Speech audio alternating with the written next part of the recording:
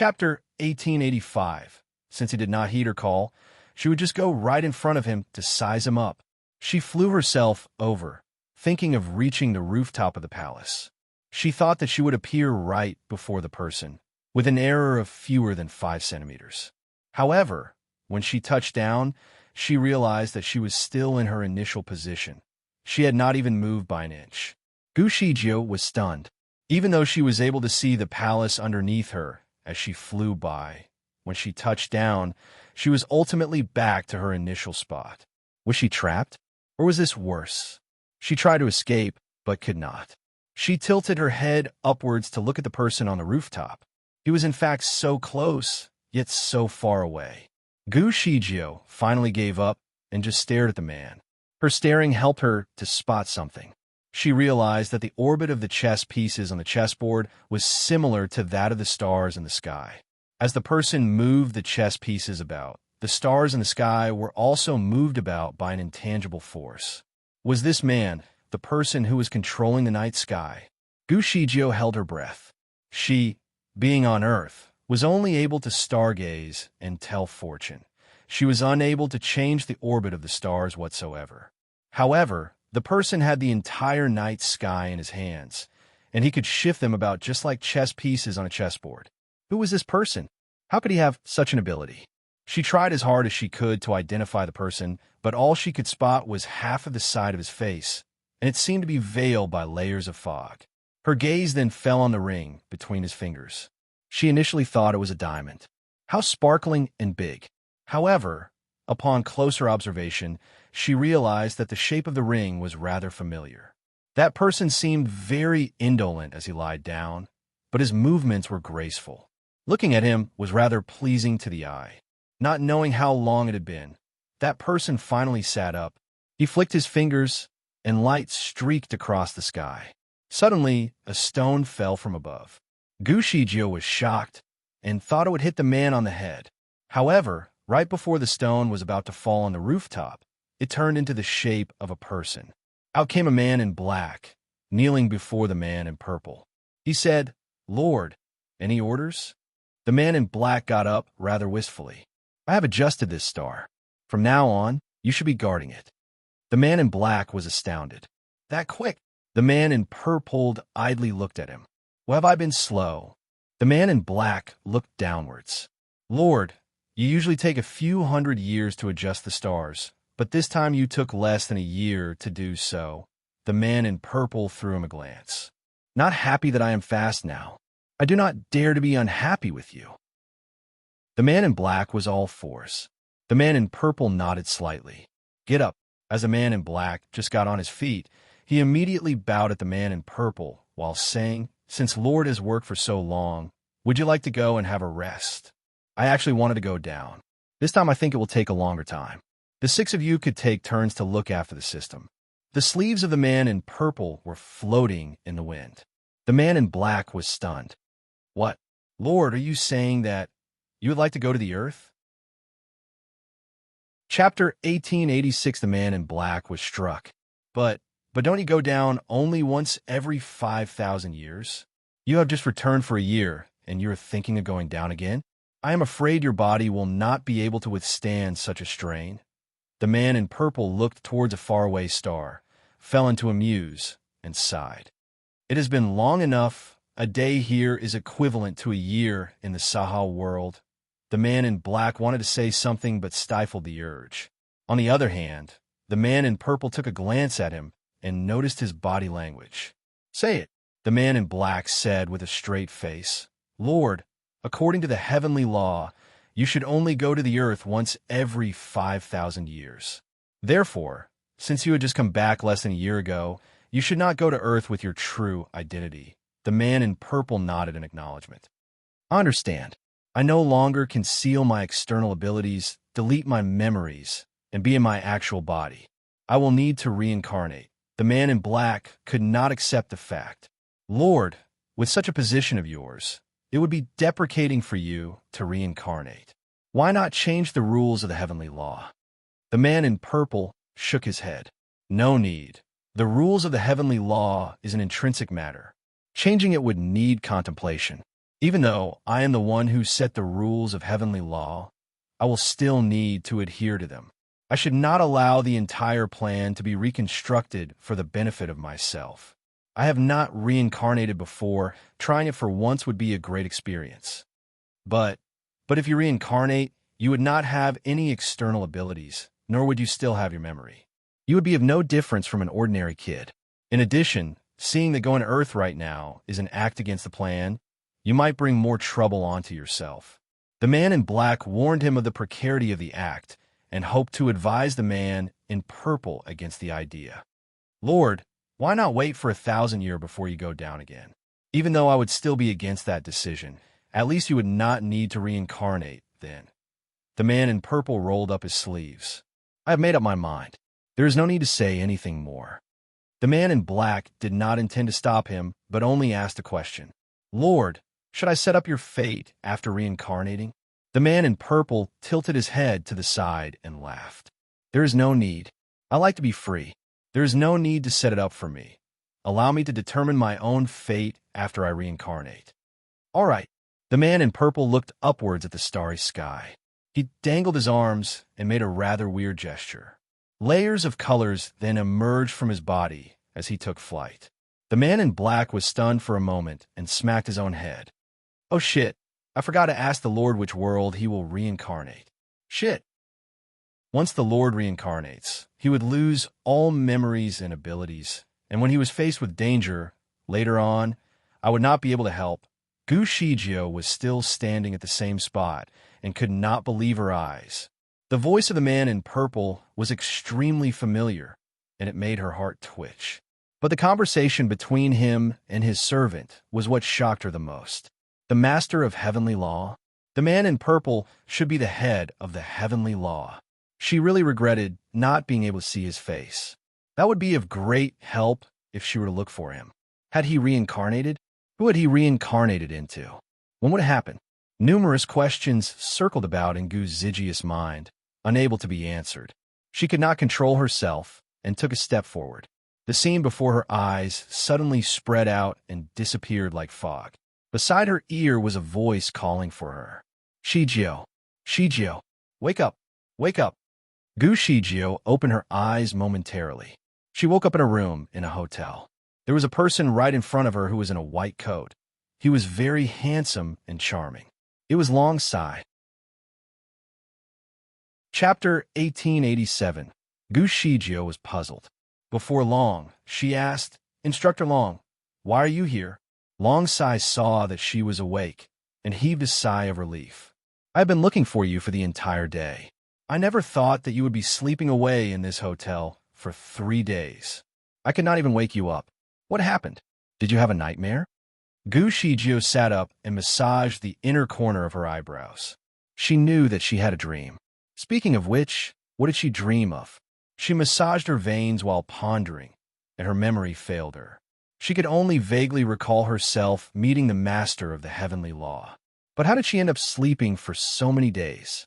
Had she been too overwhelmed by her quest of searching for the master of heavenly law? Longside did not actually have any reason to go looking for Gu Shijio. It just so happened that he saw her when he was managing the order on the wedding. Gu Shijio was at the end of the crowd, worrying him. Hence he tried contacting her after his task, but to no avail. It was only then that he started searching for her, and it took some time before he finally bumped into her at the hotel. At first, he did not want to disturb her seeing that she was sleeping soundly. However, as she did not show signs of waking up despite the amount of time that passed, he was rather anxious. He started calling out for her, but she did not wake up. Gu Shijio never thought that she would have slept for 3 days. She gently massaged the inner corner of her eyebrows again as she pondered. It could be that I haven't had a good rest for the past couple of days. Longside did a quick examination of her health condition, and she seemed to be fine. That helped to ease his earlier worries. It was late in the evening, so Longsai asked her out to a restaurant, and they chatted over dinner. Through Longsai, Gu Shijio knew that Saha world had entirely changed over the past few days. Also, the Emperor Immortal who had disappeared was said to have immortalized. There was no trace of him. Besides that, the son of the Emperor Immortal had died in the hands of the great devil, Ning Xiuma. Furthermore, Prince Yanli was missing. The Celestial Kingdom could not be without a leader for a day. As a result, the top general, Yi Tianli, ascended to the throne of the Emperor Immortal under orders from the Great Devil and the Immortal Lord. Once Yi Tianli became Emperor Immortal, he changed the laws in the Celestial Kingdom. The law he first abolished was the one that prevented the Ascendant group from getting positions beyond the 6th level. Instead, he wanted to permit social mobility by means of capability. In other words, as long as one had the capability, he or she could reign at a high position. It was also due to the change made that Long Sai was promoted by a level. From a guard, he became the commander of the guards. That position was already considered one in the 5th level. Gu Shijio lost track of her thoughts while looking at Long Sai. The Long Sai right now had completely regarded the Saha world as his home. Step by step, he had made a career for himself, from being a servant when he first came to being a 5th-level officer. However, he had been living a very humble life. He had forgotten everything that happened in the Tianwen clan and had come here starting a brand new life of his own. Was such ascendance equivalent to reincarnating and bearing a new life? What had passed. He was no longer the overlord of the Tianwen clan, but a commander of guards in the Saha world. His aim was to be an actual general of the immortals. Gu Shijio had visited many of the powerful people who had ascended. They had all become mighty immortals, but without memories of the lower bound. Their lives had been carefree up here. On the other hand, she often found herself being on a mission when she visited the upper bound. Yet perhaps that is because she regarded the lower bound as her home. But did she? Because when she was in the lower bound, the sense of loneliness did not diminish at all. In fact, regardless of whether she was in the upper or lower bound, she did not feel like she belonged. She lost track of her thoughts again until Long Sai gave her a toast. Chapter 1888.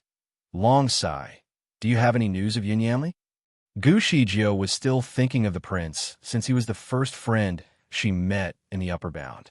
Throughout these 200 years, Yanli had always been beside her. Whenever she went to the upper bound to run errands, he would always be there when she needed him, helping her without complaint. Long Sai heaved a sigh. No. He paused momentarily before continuing. Shijio, I have a feeling that he has met an unfortunate fate. It was weird for a prince to disappear without reason for so long. Under such circumstance, it was most likely that he had met trouble. Gu Shijio closed her eyes for a second. He is still alive. Firmament Stone told her that the prince was still alive. It was only uncertain of his location. Long Sai was puzzled. Shijio, how do you know? I have my ways.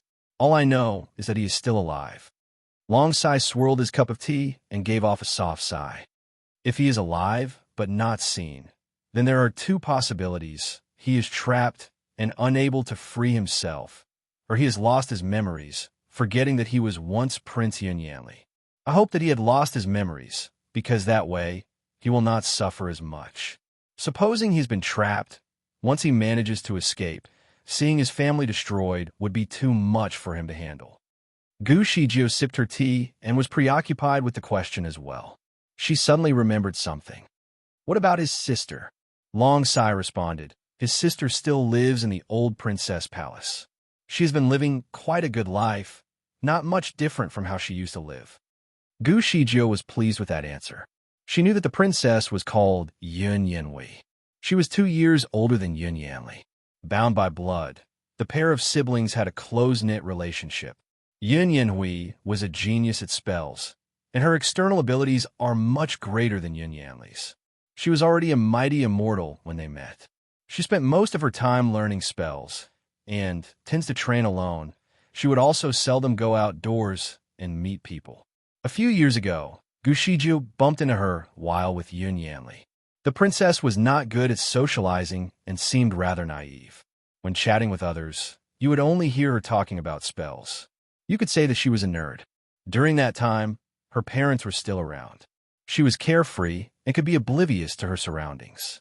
However, now that her family members were missing or dead, could she still be so ignorant? Gu Shijio subconsciously shook her head. She did not understand people who were solely engrossed in books. She did not want to either. In fact, Gu Shijie was hardly interested in anything lately. She only asked for the sake of Yun Yanli. Learning that she was still living her life under good conditions had eased some of Gu Zijia's worries. Gu Shijie went on to ask about the daughter of the mighty immortal Princess Ya. It was obvious that Long Sai was upset at the mentioning of her name. He just said with nonchalance, when the mighty immortal was defeated that year, she was vocal in severing ties with her own father. Over the past couple of days, she has been latching onto the mighty immortal Yi. He was rather annoyed and did not even allow her to enter the palace. The only reason he did not kick her out was because of their past relationship. Essentially, she had turned into a joke for all three bounds, but still remained unabashed. The two continued to chatter over their meal, and gradually the night fell. Suddenly, a streak of colored light went up to the sky, followed by more lights. It was a vivid scene. Long Sai got up. Shijie, there are fireworks to celebrate the ascendance of a new mighty immortal. Let's have a look. Chapter 1889. Gu Shijie and Long Sai arrived at the streets. Immortals thronged the streets. It was crowded, but rather merry. This time, Gu Shijie did not dress up to hide her identity. She did not even put on a mask. She wore a blue dress and a silvery white cape. Although she donned such a simple outfit, she still looked outstanding. Many could not keep their eyes off her. Of course, Long Sai was exceptional as well. He was dressed in white. As he stood beside Gu Shijie, they looked great together. Almost everyone who passed them could not help but stare a little. Long Sai's fame had been built up recently. On the streets, many would greet him. Of course, while greeting him, their gaze lingered on Gu Shijie. Gu Shijie was not shy, but she did not want there to be any misunderstandings. Hence, she used a spell to change her facial features, making it seem more normal instead. With that, Long Sai's friends would not have their gazes linger on her. Instead, they would joke around. Commander Long, bringing your maidservant out? Long Sai was obviously appalled by their greeting. No, she's my friend, not my maidservant. The blue dress Gu Shijie was wearing was similar to what the junior immortals were wearing. Maidservants would usually dress up this way. Hence, it was just normal for there to be misunderstandings. The people who greeted Long Sai examined Gu Shijie and looked as if they never thought Long Sai would befriend such a junior immortal. They would laugh while uttering, "It was a misunderstanding," and then walk away. Shijie, how about you can change into something else? I do not want them to misunderstand you. Gu Shijie was in a happy-go-lucky mood. No need, it's all right. Long Sai did not want to push her and just continued the journey. They were roaming about, and suddenly a man jumped out of nowhere. Commander Long. The voice was firm. It was a woman in white. Gu Shijie felt that it was too easy to determine one's abilities over there, simply by judging their clothes. The lady must be quite similar to Long Sai's level, a senior immortal. Senior immortal Yuan. Long Sai frowned slightly, but still greeted her. Commander Long, you are so insincere. I just invited you over to view the fireworks, and you said you were busy. But now you have come by yourself, and even brought along a maidservant. The lady was pretty and possessed a rather unique style. Long Sai was rather formal. I really had something to do. And this is my good friend, not my maidservant. Friend? The lady raised her eyebrows. She scanned through Gu Shijie and twitched her lips. Commander Long, since when have you befriended a junior immortal? Her gaze towards Gu Shijie had a sense of contempt. Long Sai furrowed his brow into a tight knot. She is not a junior immortal. She is a middle immortal. Please do not guess. Not a junior immortal? The lady raised her eyebrows high this time. She is wearing the clothing of a junior immortal. You judge others by their appearance. I hope you become blind one day. A childlike voice could be heard. Gu Shijie was stunned for a while. As she followed the sound, she saw a child on the back of a person's neck, moving through the crowd and staring them down from above. To be exact, he was staring at the middle immortal. Gu Shijie was good at recognizing him, and the child had an outstanding appearance as well. It was Xin Yima, the son of the Divine Lord and the Great Devil. Chapter 1890. The kid was wearing a silver-colored robe today. The robe was painted with a few light green bamboos. The small robe had no folds on it at all and looked very tidy and neat. The man riding under him looked neat too. His hair was neatly combed, and his collar was tightly tied up. The clothes on his body were in a pale white shade, and it was also very neat. However, this man looked a bit anxious and seemed rather being emotionless. Longside had met with this little guy before, so he could definitely recognize him. He bowed to salute him. "Your Highness." Shen Yinma was the son of the divine god. His identity was distinguished and noble, and it was technically higher than the status of the Emperor Immortal. Not forgetting that Longside was only a grade 5 officer in the Celestial Kingdom. Regardless of his rank, he still had to bow and salute this little prince. Senior Immortal Yuan was not qualified to attend the wedding of the divine god and the great devil, so she had never met Shen Yinma. When Shen Yinma voiced up, she was quite angry. However, just when she was about to scold him, she saw Longside bow to him, so she was stunned. "Which prince is he?"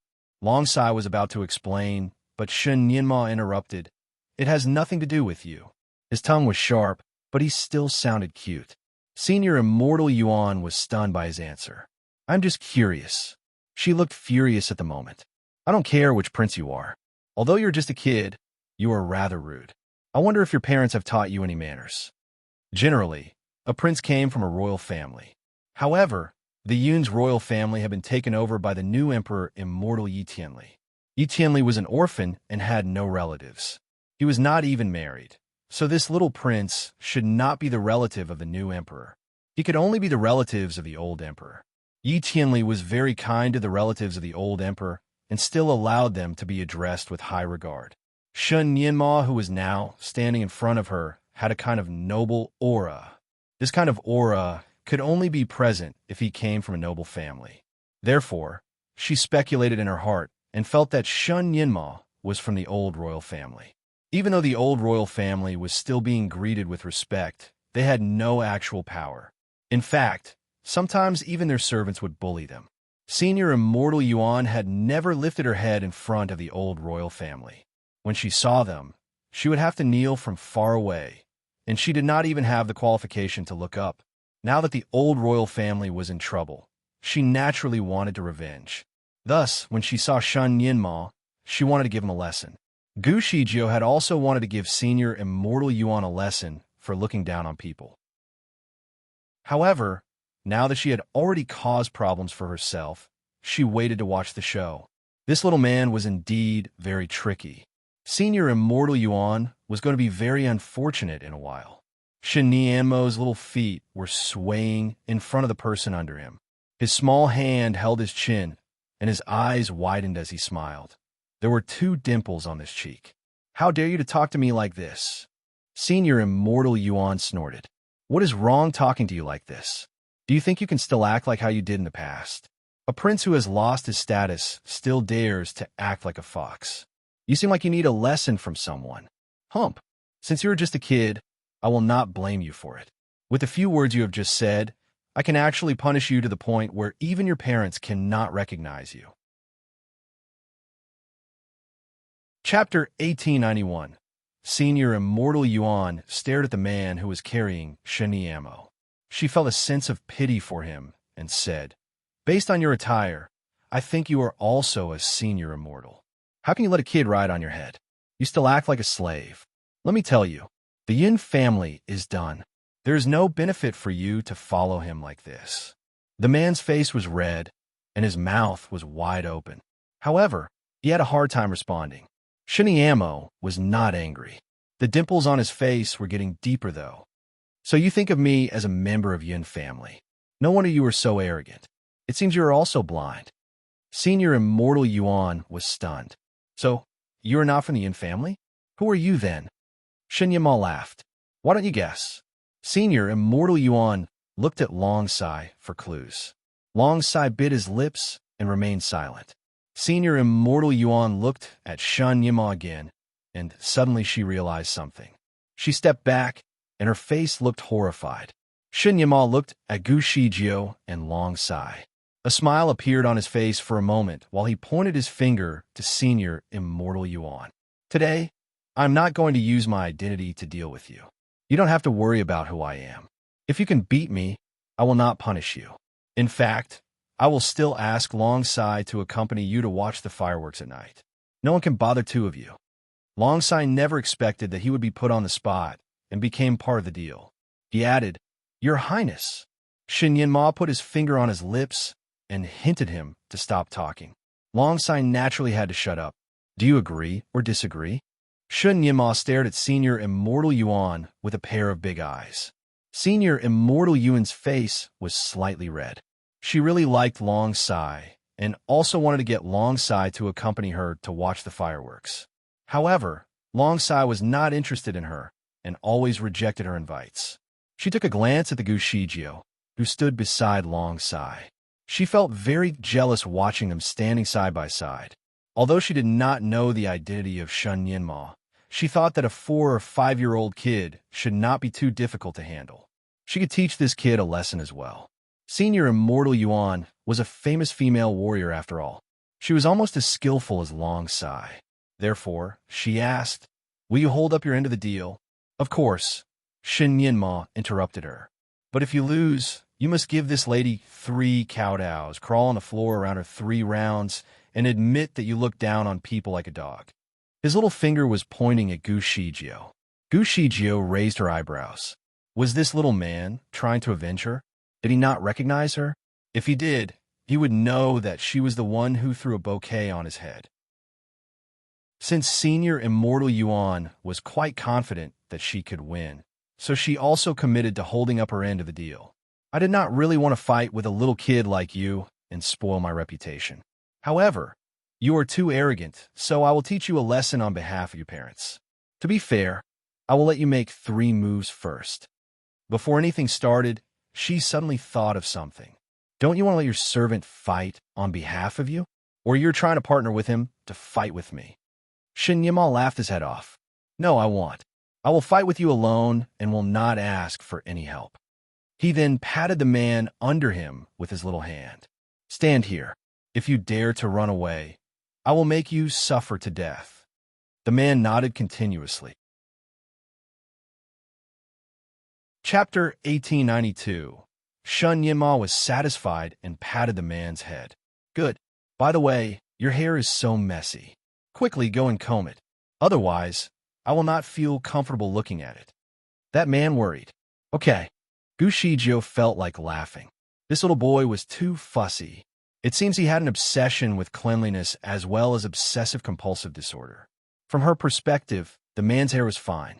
She looked at Shin Yinma again. She always felt that this little boy looked like someone she knew, but she could not remember who that person was at that moment. The scene here naturally alerted many people on the street. They came and surrounded them. The people here obviously could recognize Senior Immortal Yuan. At this moment, they saw her dealing with a little boy, which was very strange. Hence, more onlookers suddenly appeared. At this moment, Senior Immortal Yuan was afraid that everyone would talk bad about her for bullying a little kid. So, she shouted, Kid, I don't want to fight with you. We can overlook this as long as you bow and apologize to me. Shun Yinma leaped down from his servant's head, and colorful lights were seen from his palm. Stop talking. Let's fight. And so the battle began. Some of the onlookers were trying to figure out what happened, so those that were in front started to explain to those behind them. Soon, many people's eyes were focused on Gushijio and Longsai because both of them were the root cause of this fight. Unfortunately, these 2 people started to look bad as they seemed to allow a little kid to sort things out for them.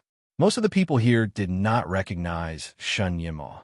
However, they knew that Senior Immortal Yuan was a very capable fighter. She was ruthless when she fought and never showed mercy. She even got a nickname, Cruel Guanyin.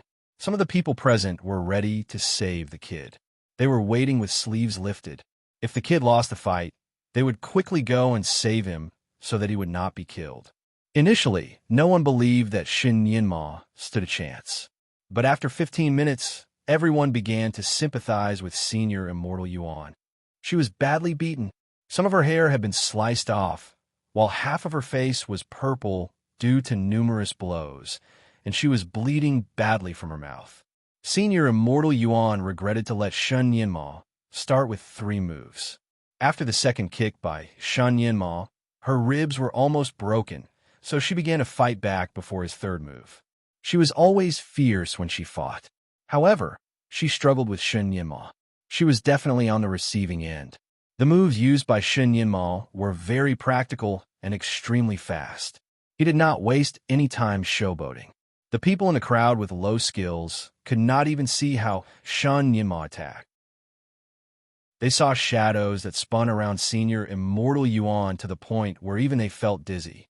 Gu Shijio was now a master of martial arts, so she naturally could see the skills of Shen Yinamo. She was quite impressed. The little man was a genius. He was so young, but able to make such a complicated skill look so easy. This fight did not last for too long. It ended in less than half an hour, and Senior Immortal Yuan had been defeated. A few of her ribs were broken, most of her hair was missing, and her entire face was bruised. 2 of her eyes had been swollen. She might be unrecognizable now. She could not get up from the ground, but stared at Shen Yinma in disbelief. Who are you? Shen Yinma patted his little hands together to signal that the job was done. You don't have to know. You are defeated, so you should be punished. Chapter 1893. Senior Immortal Yuan remained silent. The punishment was too shameful. She never imagined that she could be more embarrassed than how she felt at the moment. She tried to get back on her feet and deliberately confused the people.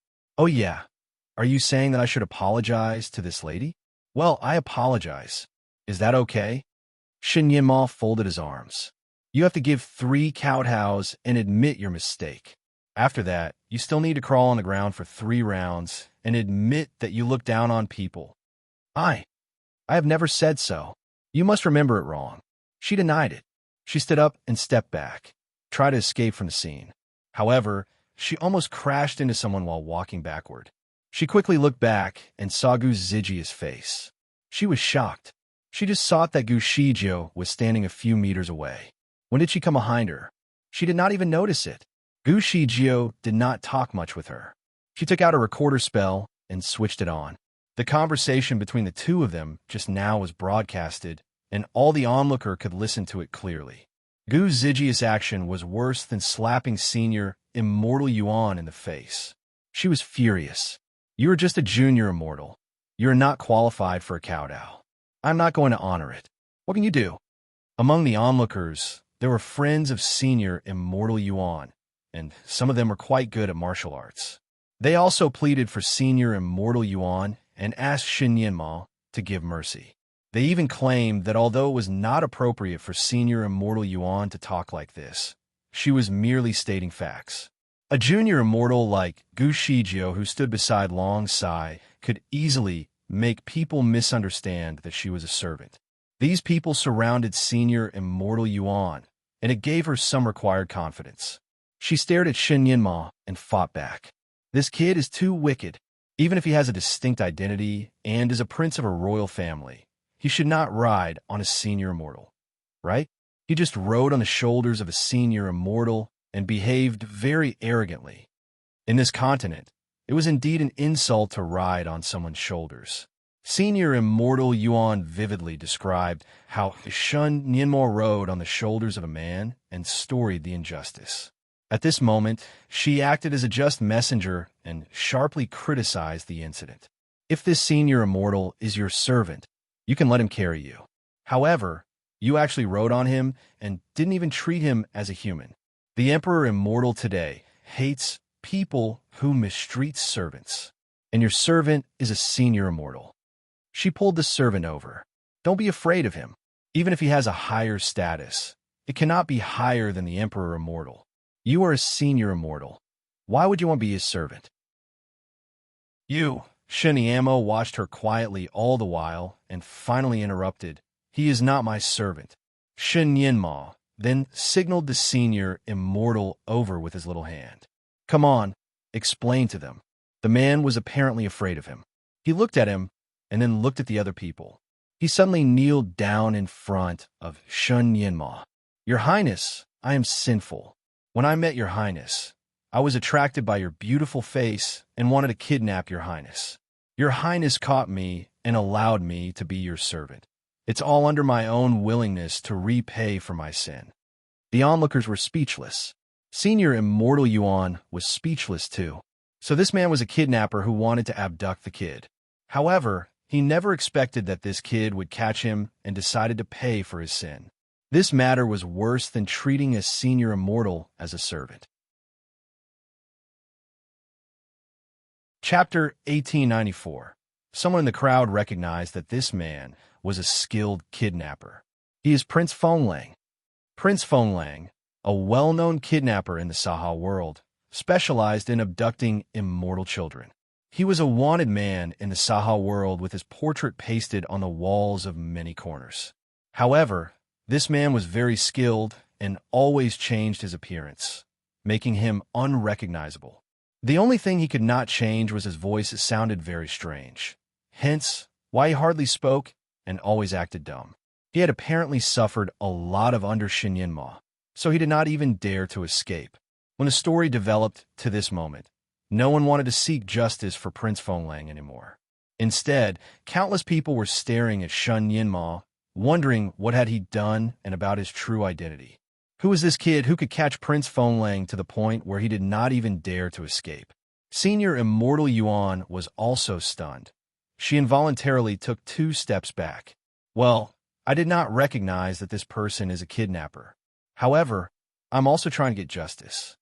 She glanced at Gu Shijio again. Although it was my mistake, I think it is sufficient for me to apologize. If I kowtow to her, I am afraid that she would not deserve it. Gu Shijio usually did not like to talk much, so at this moment, she did not plan to say too much either. She merely raised her eyebrows slightly and asked, "How can a person like this be a senior immortal? Anyway, I don't need someone like you to give me a kowtow. You're not qualified." As she finished speaking, she lifted her sleeve and a colorful light emerged and covered Senior Immortal Yuan. Senior Immortal Yuan screamed momentarily, and the light carried her up into the sky. Everyone was stunned. This was not a skill that could be issued by a junior immortal. Even a higher-ranked person might not be able to do it. Who is she? How could she have such a strong skill? Numerous eyes fell on Gu Shijio, but Gu Shijio was too lazy to entertain them. She casually said to Long Sai, "Instructor Long, let's go." She then turned and was about to go, but her sleeve was tugged by a small hand. "Big sister, wait." Gu Shijio looked down at the little hand that was pulling her sleeve. She paused and asked, "Prince Nianma, do you have anything else?" It turned out he was the son of the divine god and the great devil. Everyone was shocked and quickly kneeled and bowed to him. The divine god and the great devil were the most influential people in this continent. The identity of their child was definitely the noblest one. It was even nobler than the Emperor Immortal. Shen Yinma slightly frowned. The reason why he did not want to reveal his identity was that these people were too troublesome. They liked to kneel and bow to him, which brought trouble to him. He preferred to have a carefree life. His eyes looked at Gu Shijio in a rather strange manner. He never liked any woman other than his mother. However, the woman in front of him gave him a very similar feeling. He could not bear to see her being insulted and wanted to help her. He even felt uncomfortable when he saw her stand beside Long Sai. He was still young and did not understand this strange feeling. Subconsciously, he just wanted to split Gu Shijio and Long Sai. When he saw Gu Shijio looking at him, he blinked. "Elder sister, you can actually recognize me. That's great. I got lost. Can you send me home?" Chapter 1895. His big eyes were extraordinarily pleasing to observe. It made people could not bear to refuse him. Gu Shijio was speechless. How could such a strong and intelligent kid not recognize the way back home? How could it be? He seemed to understand the doubts in Gu Zijia's eyes. Shun Yinma continued and said, "I have a poor sense of direction." His little face blushed as if he was too embarrassed to say it sooner. Long Sai could not help but interrupt. "I can send your highness back," Shen Yinma responded with a stern face. "Commander Long, I have another task to assign to you. His finger was pointed at Prince Phonlang. I will hand over this kidnapper to you. Prince Phonlang almost burst out in tears at this point. Your Highness, you said that you would let me go alive. Shin Yinma answered immediately. I have never wanted to take your life. Would you prefer to follow me? Prince Phonlang changed his mind and immediately leaped to the side of Long Sai. He fearfully remarked, Commander Long, please take me to the cops. I will never escape. Long Sai was speechless. Since this man had been a wanted man for so many years, Long Sai naturally did not dare to delay. Since the show had ended, the onlookers also dismissed and went away. Shin Yinma pulled the corner of Gu Zijia's dress again. Elder sister, let's go. Gu Shijio looked at him. You really don't recognize the way back home? Shin Yinma nodded. Really? Who could reject this kid? Gu Shijio naturally could not reject either. Besides, she always had a strange feeling about this kid. Her eyes flashed slightly, and suddenly she leaned over and picked him up. Well, I will send you home then. Shin Yinma was somewhat stiff. In fact, he never liked to be carried. Subconsciously, he did not want to be too close to other people. However, when Gu Shijio carried him, there was a kind of sorrow feeling that emerged in his little heart. It was definitely a first for him. He did not know why there was such a feeling. When Gu Shijio carried him, her heart pumped faster too. She felt warm when she hugged him in her arms. He had a faint aroma on his body, which gave her a very familiar feeling. She used to look for this fragrance crazily, but could never find it. Finally, she found it now. However, instead of joy, there was also an inexplicable sorrow and grief in her heart. It was strange. How could she feel this way? If she did not know that she was a virgin, she would wonder if she had lost a child in the past. Although she could send him home quickly by teleporting, she subconsciously wanted to spend more time together. Therefore, she used cloud riding to send him home by riding on a cloud. Baby, how old are you? When they were on their way, Gu Shijio chatted with him casually. When she was in modern times, she always called such a small child as baby. So now, she subconsciously called Shin Yinma this way. But when she finished her sentence, she was slightly stunned in her heart. She had an inexplicable familiarity with the use of this phrase. Shin Yinma also seemed to stiffen up, but he still replied, I will be a year old in 3 months. My God, he was not even a year old yet. Gu Shijio felt very strange. You grow up very quickly. You look around 4 or 5 years old. Shin Yinma blinked. Is it considered fast? Of course. A normal child at your age can't even walk yet. However, you can already defeat a senior immortal. Chapter 1896. Shin Yinma's eyes were slightly brighter. You're the first one who praised me for my growth spurt. My mother has always told me that I have not been growing and was worried that I could never grow up. Gu Shijio shook her head. Your mother is too demanding. I have observed the babies in the Celestial Kingdom. The babies that are at your age are still being carried by their mothers wherever they go. Suddenly, she stopped and looked at the little doll in her arms. She seemed to be carrying him. So was she now his mother? The skin of the kid in her arms was smooth and soft. He had a pair of watery eyes that were looking at her. He was certainly very adorable. Gu Zijia's heart was softened. How good if she had such a cute baby. She would definitely never put him down. She shook her head again. She did not even have a boyfriend now. How would it even be possible for her to get a baby? Shin Yinma's eyes were like black crystals as he looked into her eyes. Do you really think so? The kid seemed to have very harsh parents. Perhaps that was why he lacked confidence. He was definitely a genius. Maybe parents had too high expectations from him. If the expectations on the kid were too high, it was easy for the kid to have a sense of inferiority, which was not good for the kid's growth. There was a little anger in Gu Zijia's heart just contemplating the matter. Baby, you are the best. Gu Shijio praised him. I have never seen a baby who is better or smarter than you. Shin Yinma smiled with 2 small dimples on his cheek. Out of the blue, he held her with his 2 arms and kissed her on the cheek. Thank you. His lips were soft, slippery, and hot. Gu Zijia's body went stiff. She generally did not like to be close to people. However, there was something different about this kid. Actually, I can't blame my mother. My mother said that when my father was a year old, He had already grown into an adult and wandered around the three realms. Apparently, it was not long after that he became the divine god. However, I am now almost a year old, but I'm still a kid. Gu Shijio shook her head and said in her heart, "That is because your father is a freak. If everyone was like Shun Yinma, this world be messed up. If the Divine Lord grew up so fast, he would not have a childhood. In fact, it was very pitiful." There was a dialogue that involuntarily took place in her brain. "Baby, do you know why I like to call you baby? Because you are abnormal." "No, because when I woke up, I was already an adult. I never had a childhood.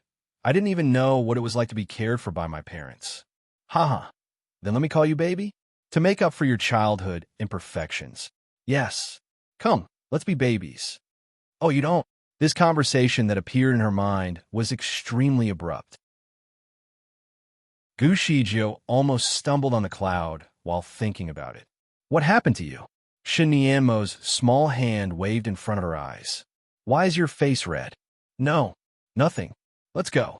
Gu Shijio performed a few teleportations, and they arrived at the entrance of his palace in a brief moment. She then put him down. "Little man, go home soon. If you go back late, your parents will be anxious."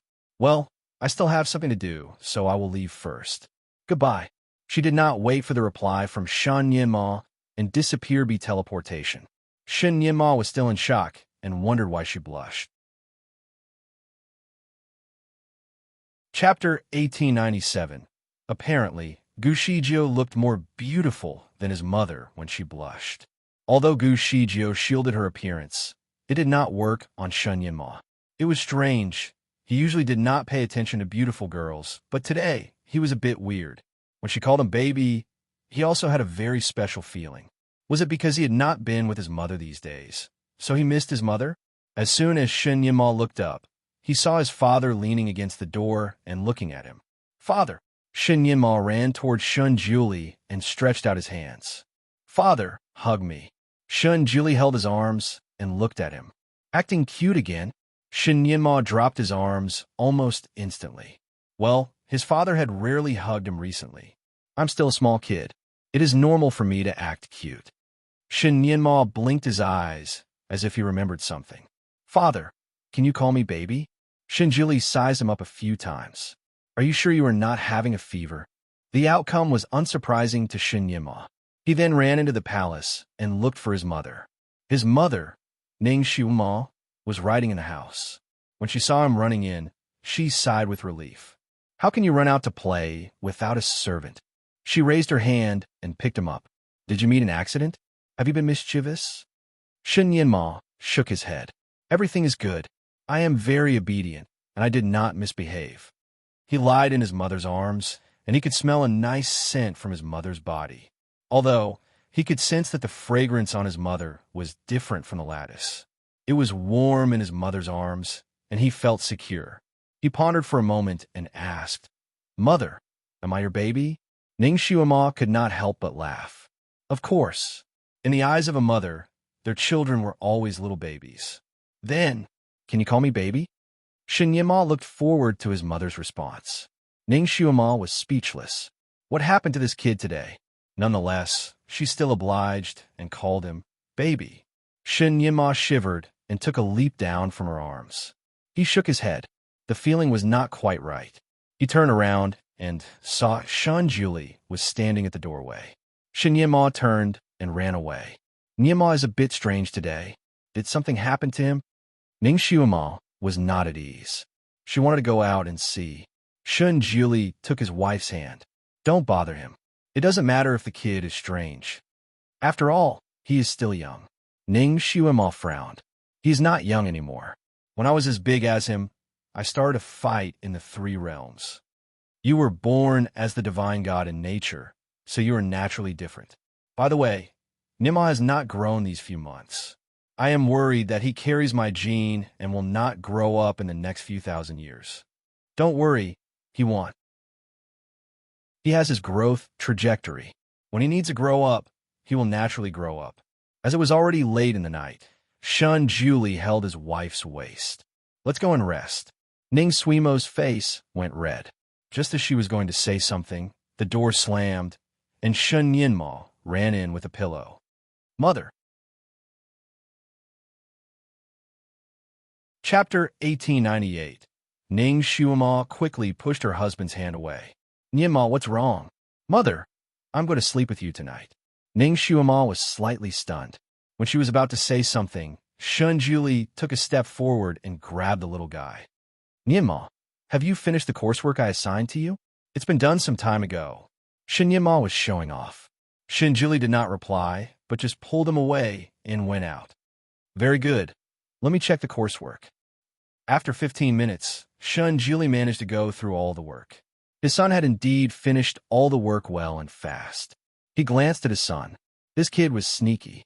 This coursework could only be done in 3 days without any disturbance, but he had finished it less than a day. Shun Yinma was a little bit sleepy, but still very proud. Father, is there anything wrong? If not, I'm going to sleep. He turned and ran toward his parents' room. Shun Julie followed, but did not say anything. Suddenly, Shun Nyama stumbled and fell down. When he stood up, he found that the scene in front of him had changed. He was now surrounded by misty fog and a lot of big stones. Shun Julie's ominous voice came from above. Since you have learned the theory very well, you are set to break this enchantment within 3 days, or you have no food to eat.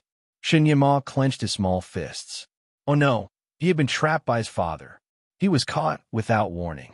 Shun Yinma sat on a stone and rubbed his head. He had been trapped in the wizardry barrier several times.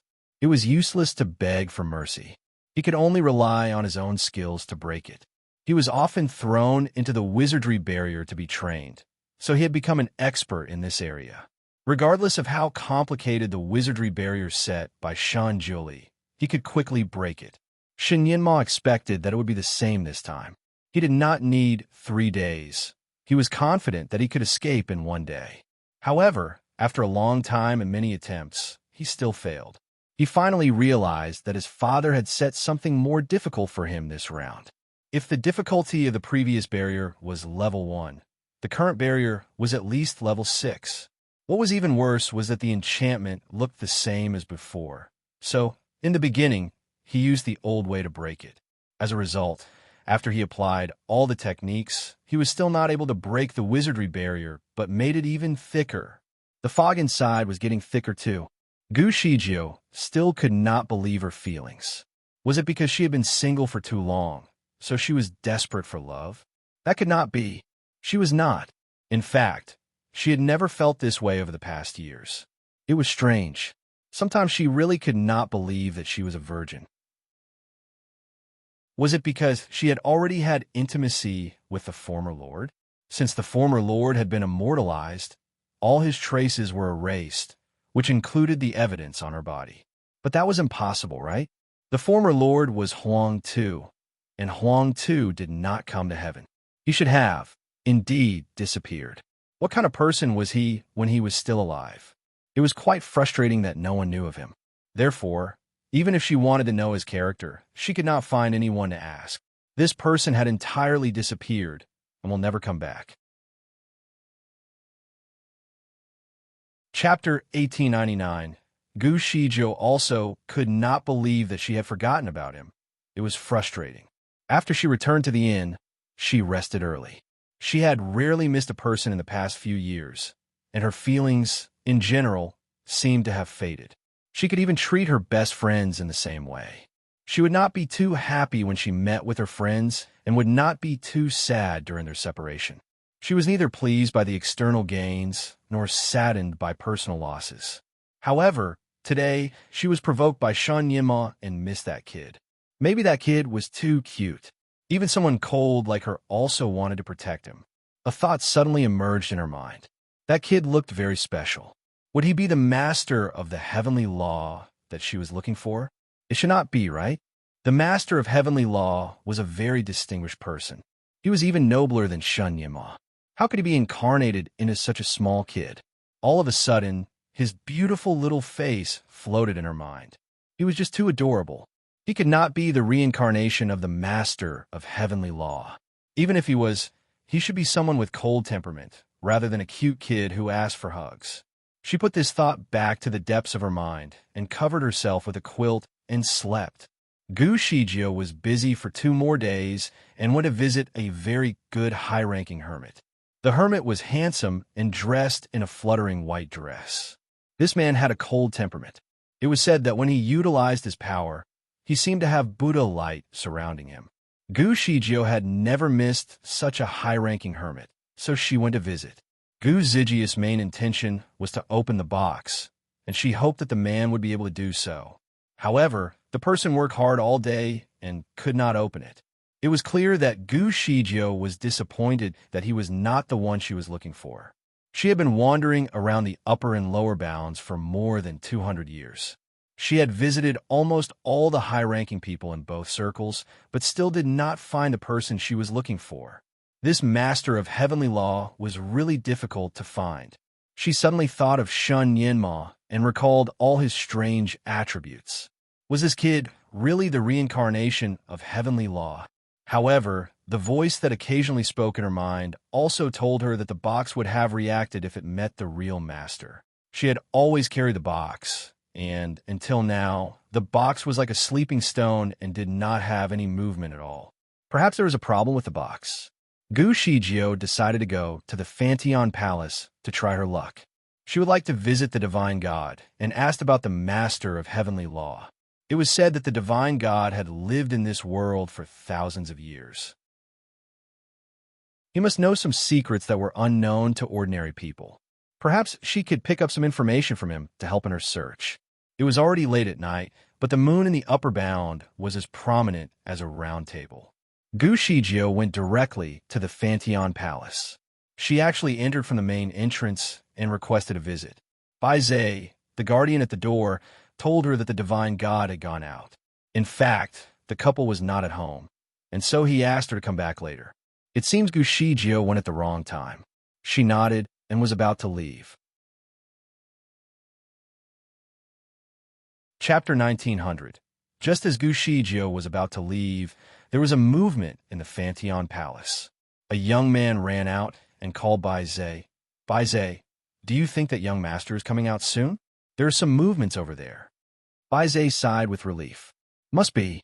The young master has been trapped in the wizardry barrier for 2 days and 2 nights. He must be breaking out soon. Tung Shi quickly went to prepare some food. The young master has been trapped in the wizardry barrier for so long. He must be starving. Gu Shijio stood at the door of the Fantion Palace. She had heard of this palace before. The gate had a wizardry barrier. Without someone on the inside, no outsider could enter. Therefore, even though the door was open, she could not go in. She peeked in. It seemed that Shun Yinma was at home, but was trapped in a wizardry barrier. According to the conversation between the 2 people earlier, it appeared that Shun Yinma was locked in the barrier since the day he went back from the party. Was it punishment for running around? Poor little guy. Should she go in and see him? Gu Shijio paused at the doorway, contemplating what she would do. She made up her mind and teleported into the palace. She decided that if she could go in successfully, she would visit that little man. If not, she would let him be. What she did not expect was the wizardry barrier in the Fantion Palace did not affect her. She could go in without any hindrance. It was strange. Had the wizardry barrier of the Fantion Palace been taken away?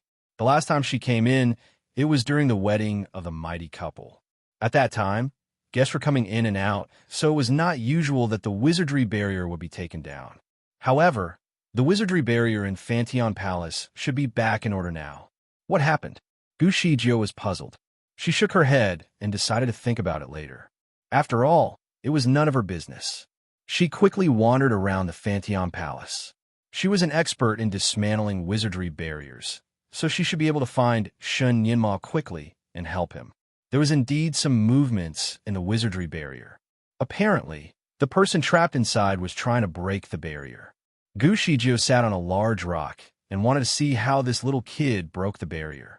She had noticed that this wizardry barrier was quite complicated. She was surprised. If Long Sai was trapped in this kind of wizardry barrier, he might need to spend almost 15 days to come out from it. This kid was still less than a year old. Could he really get out in 2 days? The sound of the rumble in the array was getting louder and louder. Finally, Gu Shijiu heard a loud bang, and the wizardry barrier was torn apart. There was a small shadow that stood at the exit. Of course, it was Shun Yinma. He looked a little embarrassed, but his expression was smug. When he came out, he laughed. Finally, I have come out. When he turned his head, and he saw a person sitting far away from him. A black robe, a face with a green face and fangs, looked at him coldly. He was shocked and took a step back.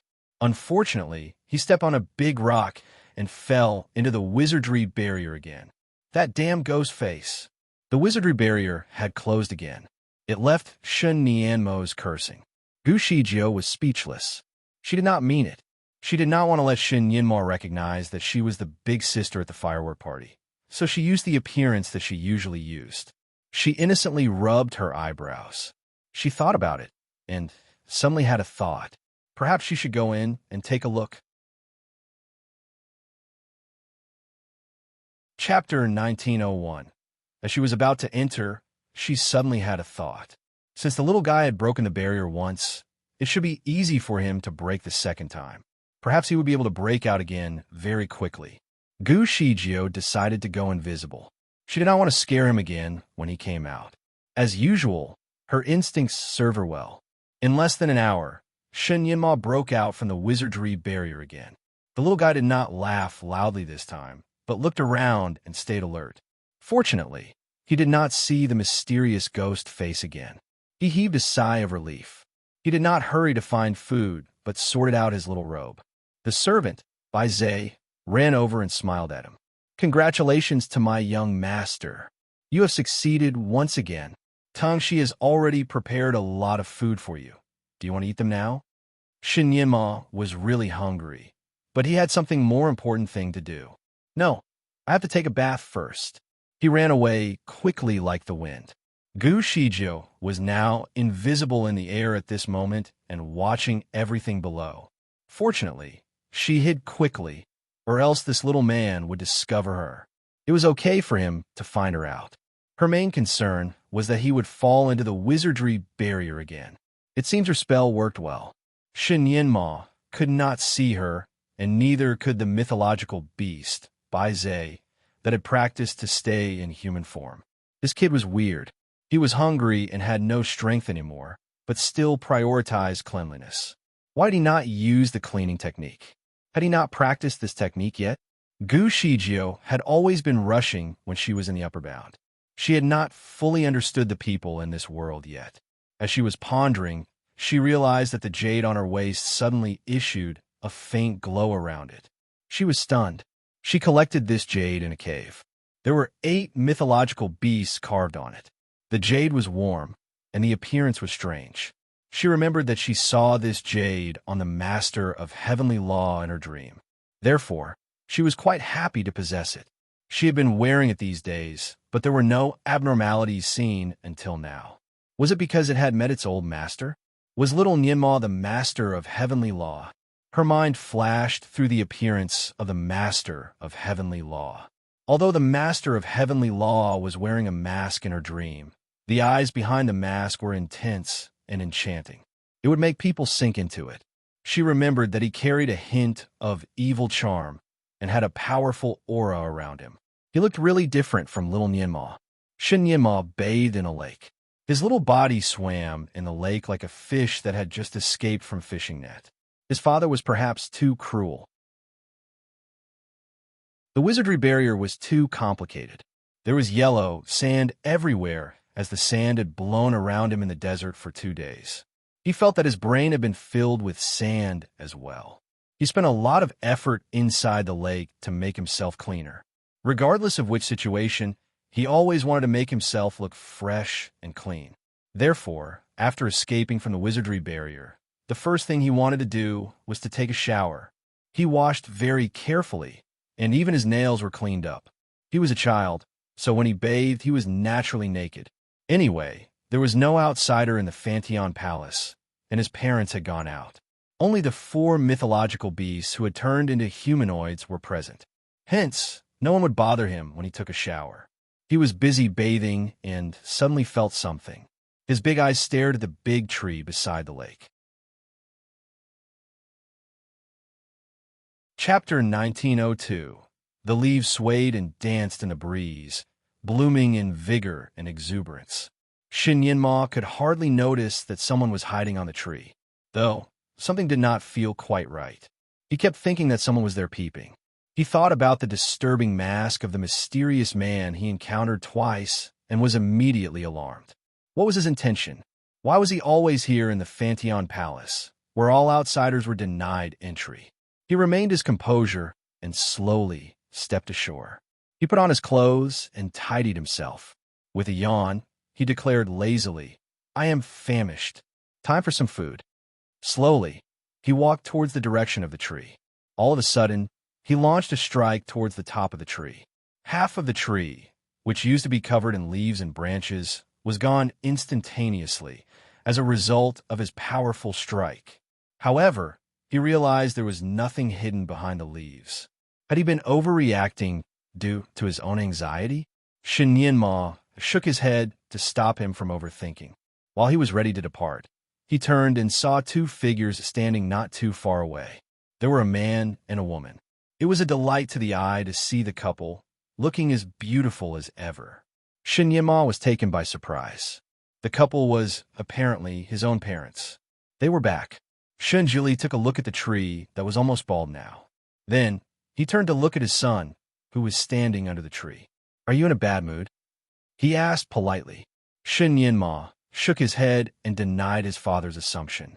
No, his successful attempt at breaking through the wizardry barrier had been a great pleasure. Did the tree offend you in any way? Shin Juli continued. Nope. Why did you empty its branches, then? Shin Yinma did not know what to answer. Come, tell me honestly. Were you mad at me? So you had to vent your frustration at the innocent tree? Shin Juli sounded gentle, but was incorrect. Shin Yinma denied it immediately. It was not like that. I thought that someone was there on the tree, trying to peep while I was taking a bath. I was only trying to hit the stalker. Shin Juli let out a laugh before answering. It sounds so reasonable that I almost believed it myself. Shin Yinma was speechless. His father disregarded his honesty so swiftly. Shin Juli continued.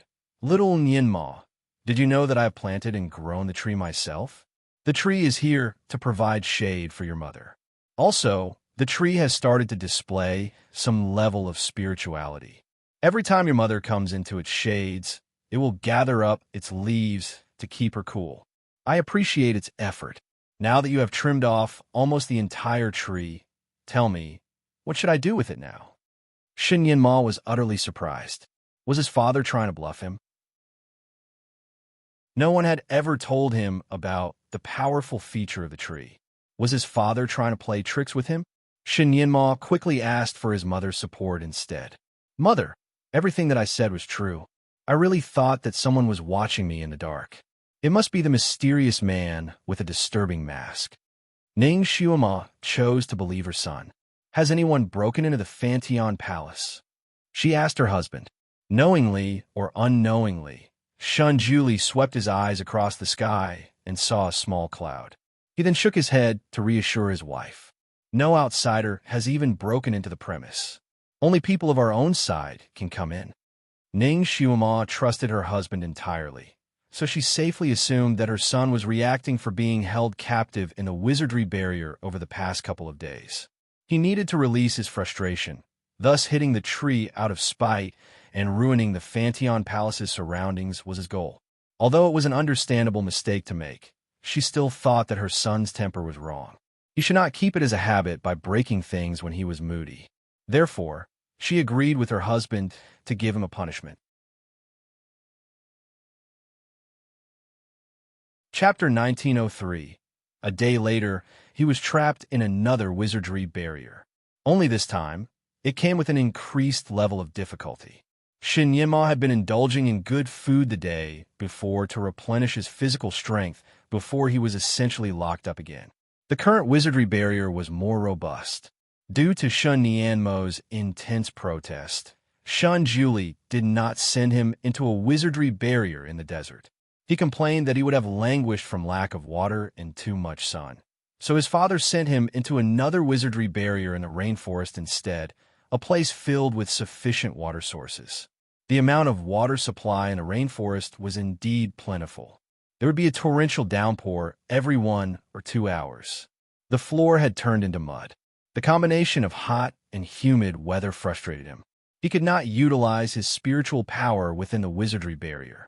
In the primitive rainforest, ferocious beasts appeared relentlessly.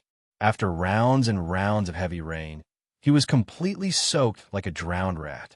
He could not even use his spiritual power to dry up his clothes instantly. Moreover, he had to run for his life tirelessly to escape from the beasts. Gu Shijio had not left the Fantion Palace, so she had clearly seen what happened. The Divine Lord was eager to punish his son with no mercy shown. The little boy must have acquired his extraordinary kung fu from his father's abnormal ways of teaching. For the past 2 days, she took her time to visit Shun Nianmo's study room and bedroom secretly. To her surprise, she realized that the boy had a great habit of putting everything in perfect order. He had even arranged the books according to their height from the shortest to the tallest. Also, the boy had a keen eye for beauty. The aesthetics in his study room and bedroom clearly reflected his simple and elegant taste. He had even clipped and carved his flowers with impressive emphasis, better than anyone who had formally learned how to do so. The little boy was amazing, but not enough to impress his father. Was he too ambitious to see his child succeed in life? Or was he trying to make him the best? If she were to have a son like Shun Yinma, she would not have the heart to put her son through all that trouble. She could be, nonetheless, the reason behind the little boy's confinement in the wizardry barrier. She had indeed peeped at the little boy while he was taking his bath. She was only trying to get closer to the little boy to see if the jade would light up again. The result was rather disappointing. The jade did not light up, but that was probably also due to the distance. When Shun Yinma stepped ashore, she had quickly lunged into the sky to avert suspicion. She was lucky that she did. Otherwise, the boy's strike would definitely have hit her. Gu Shijio was more or less guilty, so she studied the wizardry barrier and found out that the barrier would not let the insiders out, but would let the outsiders in. She could easily make her way into the barrier. The moment Gu Shijio stepped into the barrier, she was cautious enough to realize the Divine Lord's reckless mistake. Wouldn't he be worried that someone else might sneak into the barrier and attack his beloved son? The wizardry barrier was more complicated than she had thought it would be. It was like a huge leap into a primitive jungle. There was not a path to trek, while bushes of thorns crept all over the ground. From the depths of the jungle, she could hear deep, prolonged cries of the beasts. It was rather creepy, with an air of mystery and gloom. The jungle was covered in a thick fog. If a normal person were to stand in the fog, it would be difficult even for him or her to see who was standing right opposite them. Even for someone as powerful as Gu Shijio, there was a limitation for her vision as well. She could only see clearly within a few miles, so she was unsure how vast the jungle actually was. Chapter 1904. The setting up of a wizardry barrier was usually like this. It could be infinite and boundless, but once the key was found to decipher the barrier, it could be infinitely small, so small that one could easily step out of it. The jungle hosted many ferocious beasts. A few of them immediately surrounded Gu Shijio, but with her extraordinary kung fu, she could easily defend herself. With only a few moves, all the beasts were defeated. After the fight, she was surprised that the beasts were all of the low ranks. Most of them were roughly at level 5. It was safe to assume that the Divine Lord was worried that the ferocious beasts might harm his son, so he chose to insert the ones of a lower rank into the wizardry barrier. Little Nianmo's kung fu was approaching the level of a golden immortal. Would these lousy beasts be incompetent for his level? It did not seem much like the Divine Lord's style. Bewildered, she tried to pay closer attention to her surrounding, but could not hear any roaring in the distance. The little boy must have hidden well. There was an abundance of ferocious beasts in the jungle. Gu Shijio would bump into a few beasts even in a short walk. Reluctant to fight, she chose to avoid as many of them as she could. She knew how to teleport, so these beasts could hardly get close even though they had seen her. The place reminded her of the dark forest, and Gu Shijio recalled her first experience in the dark forest with a narrow escape from death. She could still remember how she was trying to stay alive. Every second was a struggle of life and death. All of a sudden, a man came into her vision. She could roughly remember the figure of the man in the dark forest, fighting along with her. However, she could not recall his identity no matter how hard she tried. She took a few turns in the jungle. From a distance, she could hear something strange, like someone was knocking the rocks. She followed the sound and finally found Shen Yinma. The little boy seemed rather messy. His hair was thoroughly soaked, and so were his clothes. Beside him, there was a pile of wet firewood and some meat. There he squatted, trying hard to start a fire. Obviously, he was unsure of the correct method, so he was making a lot of noise, but with no result to show for it. Gu Shijio was confused. It was merely an easy matter if he chose to use the spell. The little boy looked as though he was seeking the challenge to live in the open wild. Was it possible that he could not utilize his spells at all? Gu Shijio watched excitedly from the top of the tree for a while. Finally, a sense of soft-heartedness filled her heart. "I can help you light the fire, but you will have to share half of the meat with me," she offered. Shen Yinma was obviously shocked. He trembled, and the rocks slipped from his hands. The small flame that he had worked on for so long died out immediately. He raised his head and found her. His eyes narrowed with an immediate concern. Quickly, he rose and took a careful step backward. "Who are you? Why have you been following me?" Gu Shijio was covered entirely in black and an awfully disturbing mask with a fiery red face. Her attire completely concealed her gender. Gu Shijio was expecting his reaction, so she folded her arms and answered casually, "A passerby." How could one pass by the Fantion Palace? Was Fantion Palace like a marketplace? Shan Yinma clearly rejected the lousy excuse, so he took another careful step in retreat and treated her with defensive hostility. Apparently, he thought that she was a bad person who was here to abduct him. Gu Shijio smiled gently and presented a pile of mushroom-shaped wood that was used to ignite a fire. She flicked the wood in front of him and tempted him. "Can you see this? This is a fire-igniting wood that can be used to store fire. With this, you will never have to strike fire from flint." Chapter 1905. As she was talking, she also blew some air on the wood to light up the fire. Shen Yinma was convinced, so he accepted her offer. He huddled around the fire and shared half of the meat with Gu Shijio. As for the other half, he arranged the meat accordingly. Then, he threaded the meat onto the skewers and grilled over the gentle fire. Gu Shijio watched as his obsessive-compulsive behavior was displayed by him cutting the meat into equal sizes. It was even neater than those cut by machines. She could not help but laugh at him. It was common if he had done all this with a spell, but this time he obviously did it all by himself, manually with a knife. The child had a strong behavioral pattern governed by compulsion. She took a look at his hair and his clothes. He had tried his best to look his best, given the circumstances. He would fall sick easily if his hair and clothes remained soaking wet. Therefore, Gu Shijio raised her arm and performed the cleaning spell for him. Instantly, his hair and clothes became dry. Shen Yinma was surprised by her sudden offer of assistance. When he realized that his hair and clothes were all clean and dry, he gave Gu Shijio an approving look and said, "Your spell is not bad." If she could perform a spell within the wizardry barrier by breaking his father's preset suppression for all spiritual power, she must be someone quite powerful. Gu Shijio said nothing further and only answered with a smile. Shen Yinma started to get her into more conversations. He tried to get to know more about the mysterious person utilizing devious questioning. The little boy was rather talkative. Nonchalantly, she sat on the tree, trying to tease him. She would like to see how he would react when he was offended. Therefore, she remained quiet throughout all his questions, pretending to be cool. Shen Yinma was famished. When one of the skewers was finally done, he quickly picked it up and was ready to feast, but before the food even touched his lips, he was surprised to find that the meat on the skewer was already gone. He almost bit the stick. Out of anger, he turned his eyes toward Gu Shijio and saw her enjoying the meat that he had just grilled. Gu Shijio was still wearing a mask, so Shen Yinma could hardly see her true face. Shin Yinma was furious at what she had done. Moreover, he was extremely hungry. He rushed at her and shouted, "Give me back my food!" He had to get his food back, as he already shared half of the meat for her to grill.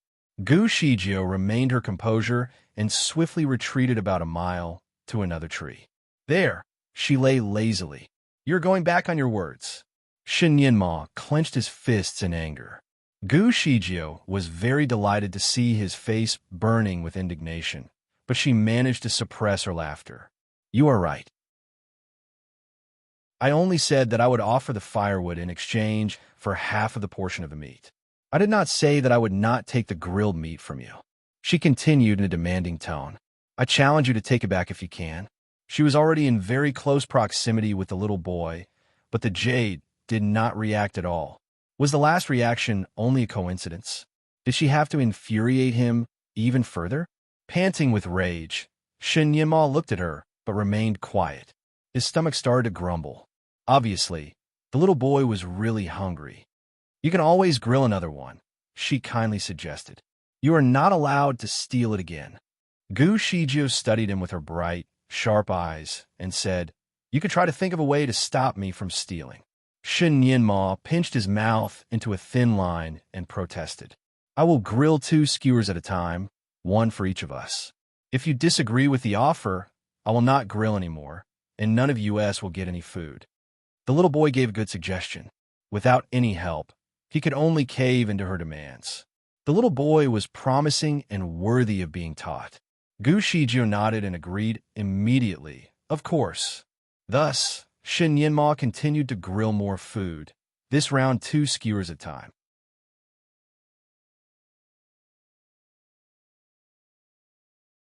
Chapter 1906. Shin Yinma continued to be occupied with the cooking. The pair of skewer that he grilled looked almost identical, like twins. When he offered the meat to Gu Shijio, she took a look at the one in his other hand and asked for it. "I want yours, the one in your other hand." The little boy was utterly annoyed. Did she think that he might poison her? Shin Yinma did not argue with her. He gave her his skewer. The little boy had a decent table manner. Although he was famished, he did not eat voraciously or in a terrible hurry. He ate quickly but politely. He did not behave like an uncultured child. When he grows up, he would definitely charm all the ladies with his manners. While Gu Shijio was enjoying her meat, she could not help but sigh. How could a grown-up like her steal food from a young boy like him? She was convinced that she actually had 0 boundaries. The boy continued to grill more meat as she lay on the tree. Every time, he would offer a skewer to Gu Shijio as promised. Sometimes, Gu Shijio would ask for the one in his other hand. Other times, she would just accept the one that he offered. The boy had a good temperament. He would offer her whichever skewer she asked for. Frankly speaking, the food that he grilled did not taste very good. For a gourmet like Gu Shijio, the food was considered bad, but she did not say anything to stagger his confidence. She finished all the food for the sake of his persisting effort. After satisfying her hunger, she was stung by her conscience and offered, "I have taken a large portion of your food. In return, I should offer you some help. Is there anything that I can help you with?" Shin Yinma cleaned his robes and stood proudly. "There is no need for that." Impressed by his determination, Gu Shijio continued, "Maybe I can help you to find a way to decipher the wizardry barrier?" Shin Yinma waved his hand in disagreement. "It is unnecessary. We shall go on separate paths from now on." He turned and ran away. Swiftly, he disappeared in the woods. Perhaps he seemed to be alarmed by her tricks. She sincerely wished to offer her help by pointing out the exit to him, but maybe she had taken it a step too far earlier. While she was ready to leave, a sudden cramp in her abdomen stopped her from moving. It was bad. She was poisoned. Gu Shijio could not believe it. She was an expert in the use of poison. Basically, she could recognize all kinds of poison when she saw them. However, she fell miserably in his easy trick today. When did he put the poison in her food? She tried to trace the source of the poison in her body and found out that it was relatively strong. Without her strong foundation in Kung Fu, she would be dead once the poison began to take effect. The little boy was indeed cruel. Gu Shijio was surprised, but not entirely intimidated by the poison. She seized the opportunity to sit down and meditate. Her level of cultivation was unfathomable. She could easily force the poison out of her system. However, just when she was about to sit down, she could sense a delicate fragrance that perfumed the air. The fragrance was extremely faint, which was mixed with the scent of trees and grass. Only someone with an extremely sensitive sense of smell would notice it. The delicate fragrance was poisonous as well. Apparently, the little boy was all prepared. If the edible poison was not enough to harm her, there was still the poisonous fragrance in the air. The poison that Shun Nianma used in the fragrance was nothing like what she had encountered before. Carefully, she turned and teleported immediately away from the poisonous air. The poisons that were used by Shun Nianma were rather strange, but nothing could possibly harm someone who was as powerful as Gu Shijio. With her current level of cultivation, all poisons would lose their effects in her system. She hid in an empty corner and used her spiritual power to cleanse her system. Soon, all the poison in her body was thoroughly excreted. She stood up and felt a little impressed. The little boy seemed to be really annoyed by her playful tricks. Also, he was very capable. She decided to try and test his true level of kung fu. She dug into her storage bag and released a big black python. It was the python that was captured by Gu Shijio while she was hiking the Great Mountains. Chapter 1907. Initially, Gu Shijio wanted to kill the python, but she hesitated. Every scale on its body had the color and luster of black jade, enhanced with the shape of a flower petal. As a result, she decided to keep it alive as a pet in her storage bag. The python could be very ruthless. It was a ferocious beast of level 8. Gusts of musty air accompanied its emergence. Gu Shijio picked up a piece of cloth from little Nianmo's robes and swung it right in front of the python for it to recognize his scent. The python gave off a savage look in its eyes and left swiftly. Obviously, it was ready to look for trouble. Little Nianmo was fighting with a black python.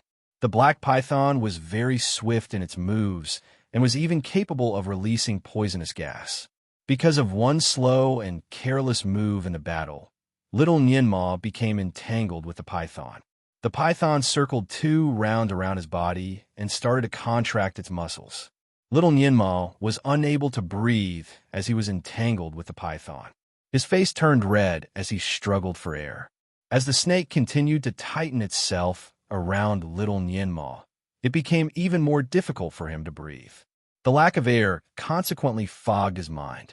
Pale in the face, he felt as though his heart was about to explode, but the snake had no intention of releasing him at all. The snake intended to kill. The greatest risk in life could always exploit one's greatest potential. It was the same experience for little Nianmo. He was eager to stay alive. All of a sudden, he picked up the body shrinking spell without even being taught it and shrunk to a size that was much smaller than his original body.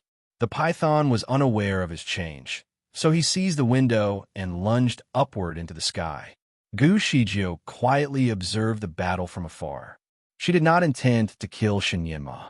She was only hoping to unlock his full potential. She was ready to help if the situation became any worse, but seeing his change of strategy gave her a mixed sense of surprise and relief. So she decided to let him help himself. Little Nianma had never encountered such a dangerous situation in his life before. When he finally managed to free himself from the entanglement, his eyes were completely red. The python was obviously triggered as well, seeing its own food run away. It pounced swiftly at Shun Nianma in pursuit of its prey. It was not ready to let him go at all. Shun Nianma was ready to risk his life in the battle. He had acquired a series of excellent moves from his mother. With the unpredictable power and strength, nothing could ever capture him alive once he made use of the kung fu. Little Nianma decided to use the moves in his battle with the python. He circled the python with unpredictable but dangerous steps. The python could barely touch him. A few moments later, little Nianma finally figured out the movements of the python. From there, he was able to turn his defense into a series of attacks at the python's tender spots. Half an hour later, he beheaded the python with a clean cut. Little Nianma panted heavily as he sat on the ground, staring blankly at the body of the python. His father would never intend to harm his life. The beasts that his father had released in the jungle, though fierce, would disappear instantaneously after he took their lives. They would never be able to harm his life, even though he was incapable of fighting them off. Only harmless animals were real here. To his surprise, the harmful, ferocious, and terribly poisonous black python was real as well. If he had moved any slower, he would have become its food. The dangerous beast must not have come from his father. Who would it be? Little Nianma thought about the mysterious man in the disturbing mask and clenched his fist tightly in frustration. Needless to say, the dangerous beast must have come from the mysterious man. Therefore, the mysterious man must still be alive, quietly watching him suffer from a distance. Little Nianma believed so and became increasingly cautious about his surroundings. Out of anger, he kicked the python on the floor, which was already lifeless. Chapter 1908. Shin Nianmo's stomach started grumbling, and his hunger had driven him to slice the python open. The outer skin of the python was black, but its flesh was milky white like high-quality cheese. Little Nianma sliced the tastiest sections of the python and started grilling it with a gentle fire. This time, no one was there to steal his food away from him. The meat was very fresh and delicious, like nothing he had tasted before. He filled his stomach happily, and soon his physical strength had been completely recovered. With a blithe spirit, he continued his journey forward. After he left, Gu Shijio finally revealed herself. She bent down to check the leftovers of the python and shook her head in disapproval. She then turned and looked at the traces of little Nianma. The jade on her waist finally reacted with an iridescent sheen. It was pretty to look at. The messenger of heavenly law in her head once told her that the jade would react in seven-colored ray once it met its true master. Apparently, little Nianma had the possibilities of being the true master of heavenly law. You have to force him to his greatest potential. The genderless voice started to emerge again. Gu Shijio hesitated. She had to challenge him even more. She closed her eyes and performed a spell in the air.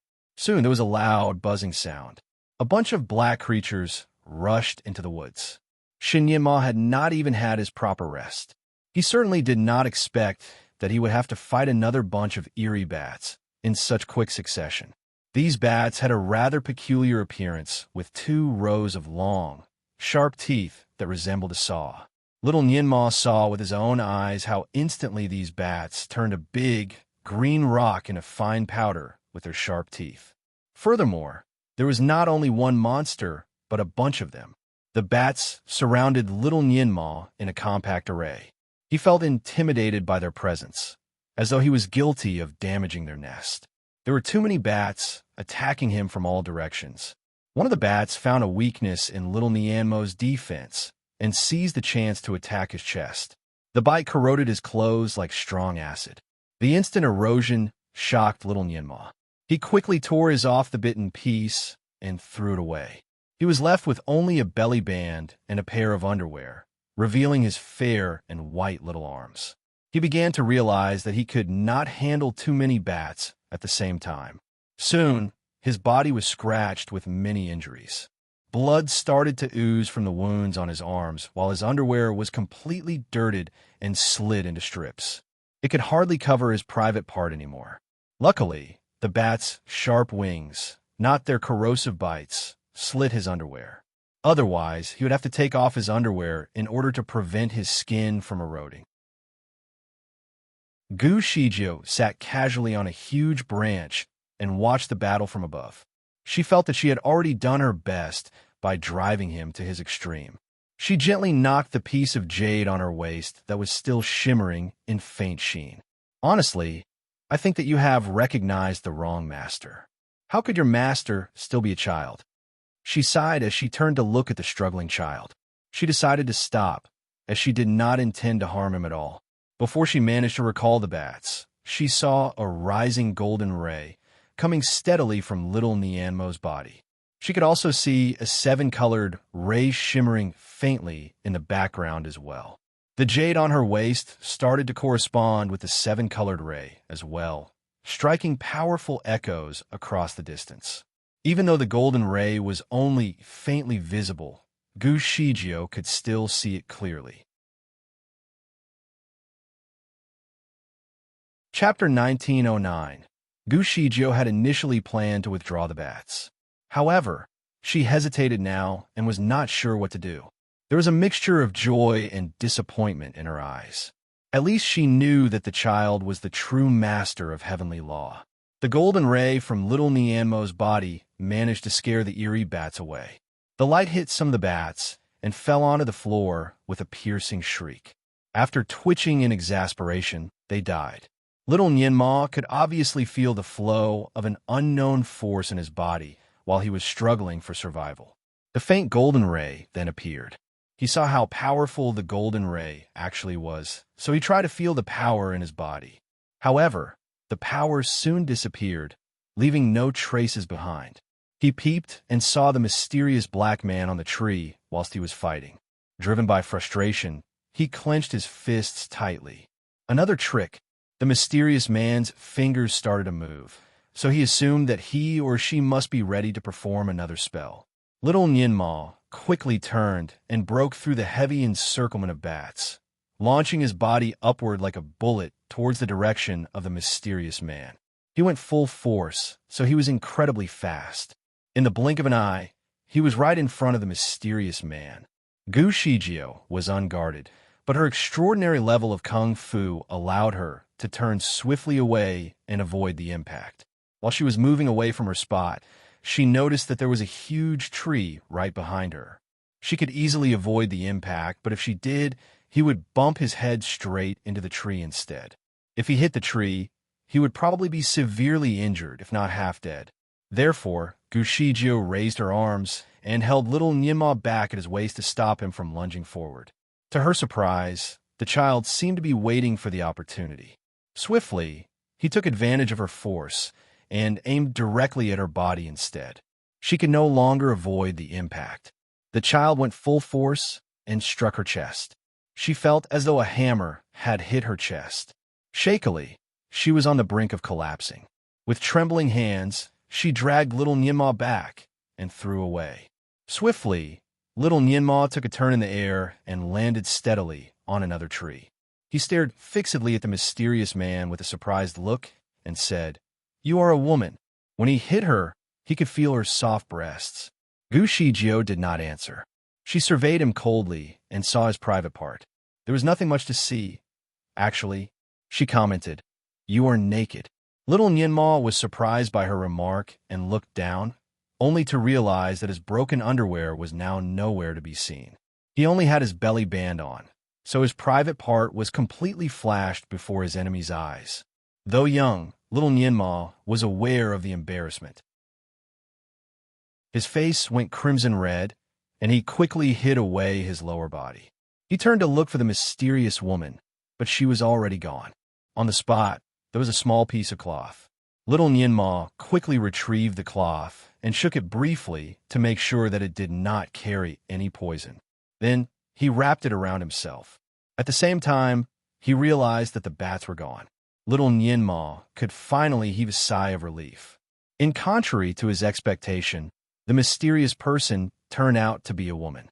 Who else would the mysterious woman be, if not Luo Jioi? Why was she here to give him a hard time? Chapter 1910. She almost took his life. Little Nianmo was really intrigued by her intentions, but he was sure that the woman meant mischief. The woman pulled off the look of a man. She even had a disturbing mask to cover up her face, so her true face must definitely be scary and ugly. Also, she must be a psycho to harbor evil intentions against the child. He thought about all the tricks that the woman had used on him and was frustrated. He could not help but curse at her. "What an ugly woman you must be. Why do you keep following me?"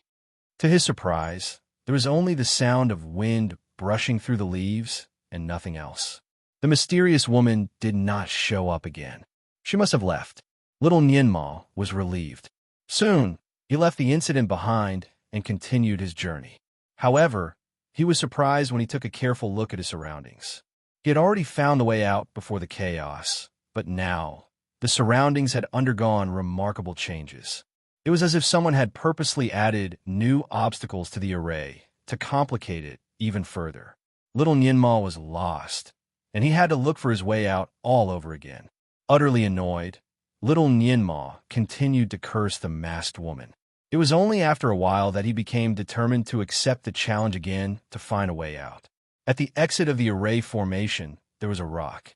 Gu Shijio stood tall, with her robes swaying wildly in the gusts of wind. She touched the mask gently and was amused. She observed the array formation and rubbed her temples in bewilderment. What a surprise! He really is the one. Now that I have found him, what should I do next? Have I completed my mission? She sighed helplessly. You have not. You need to hand him the box. You can only find out if he is really the master of heavenly law when he opens it, the voice in her head responded. Gu Shijio accepted her fate. She took a leap to the top of a tree and rested for a bit while waiting for the child's escape. When she exited the array formation, she made some alterations at the exit to make it more apparent. The bright child would definitely recognize it. However, she looked up in the sky and noticed that it was almost midnight. In a daze, she still could not believe that the adorable boy was actually the master of heavenly law. It was entirely out of her expectation. Deeply rooted in her subconscious, she had a mild aversion to the master of heavenly law. As the heavenly laws had completely manipulated her whole life, she could not help but criticize its master. She even had the idea of creating chaos for the master of heavenly law when she found him, to let him taste his own medicine. She had always thought that the master of heavenly law would be someone who was incredibly shrewd and deep. Surprisingly, he turned out to be so adorable. Even if he is the master of heavenly law, he will not be able to open the box before his first birthday. Are you sure that you want to wait for him here? The mysterious voice suggested. Gu Shijio was irritated. Why didn't you tell me this earlier? She turned to the sky and left swiftly. The mission that had been troubling Gu Shijio for 200 years had finally seen some progress. She was indeed relieved. Shinniemo's birthday was now only 2 months away. Troubled by the mission, she had not been able to travel around the upper bound properly lately. Hence, she made it a point to explore the place again. Chapter 1911. Although Gu Shijio managed to travel the upper bound, she did quickly realize that it was rather mundane there. The only difference between the people was that the weakest people in the upper bound were at level 7 and above. They could be considered as the aboriginal inhabitants of the continent, but with the lowest power. As compared to those celestial beings that only idled around the whole day, or those that solely focused on cultivation all the time, Gu Shijio actually preferred to spend her time in the more ordinary part of society. The place was bustling with life, with lively people. Gu Shijio liked the place better. Although the people were less sagacious than those in the city, they had everything they needed. There were the Alp, the hill, the lakes, the sea, the desert, and the land. There was everything. Gu Shijio did not expect to bump into Shan Julie's family while she was visiting one of the places in the upper bound. The place was known as Double-Winged Hill. The hill resembled the shape of 2 birds that were connected by their wings. It was also known as Lover's Hill. The view on top of the Double-Winged Hill was terrific, but it was not entirely well known for its fancy scenery. Part of its popularity came from the people who chose to commit suicide for love. Every year, many lovers decided to come here and end their lives together when they were not allowed to be together due to many different reasons. According to legend, when lovers died together at the same spot, they would reincarnate and fall in love for eternity. Gu Shijio heard about the place, so she decided to check it out. To her surprise, she saw 3 other people standing on top of the hill when she was about to touch down from the clouds. There was Shun Yinma, along with another couple. The couple did not come for the view. They came to die. When they finally gathered enough courage to make the jump, Shun Yinma, who happened to be at the hill for fun, offered his help and pulled them back. The couple was utterly surprised. They knew that they were already in midair. The sea at the bottom of the hill had a special force of attraction that would pull everything down. Even if the couple could fly, they would not be able to turn back. The force would draw everything down like a magnet. When they leaped, they knew that they were falling fast. Even a thin person would weigh the same as a small hill under the strong forces of attraction. To their surprise, the child managed to pull them back to the ground. Despite looking very adorable, he was undoubtedly mighty. When Shun Yinma asked for the reason for their action, they did not hesitate to tell him, even though he was only a child. The couple was very well matched. Their parents agreed to their relationship as well. Their union was even blessed by heaven when they were granted with a pair of love bracelets. In other words, their marriage was made and blessed by heaven. Their love should have been a much-told story. Unfortunately, their relationship came to an end when both of them had a huge quarrel. Being young and aggressive, they decided to break off from their marriage, despite their parents' disapproval. They ruined the blissful union themselves. The love they had for one another was, after all, true. After a while, they regretted their decision and wanted to be back together again. But this time, their families disagreed. There was a tradition in the continent saying that once a marriage made by heaven was broken, the lovers would never be able to be together again. If they chose to be together regardless of all consequences, they would be doomed with great misfortunes. The lovers chose to disregard the tradition. They fell back in love, even under tremendous pressure. That was when their misfortunes started to unravel. Chapter 1912.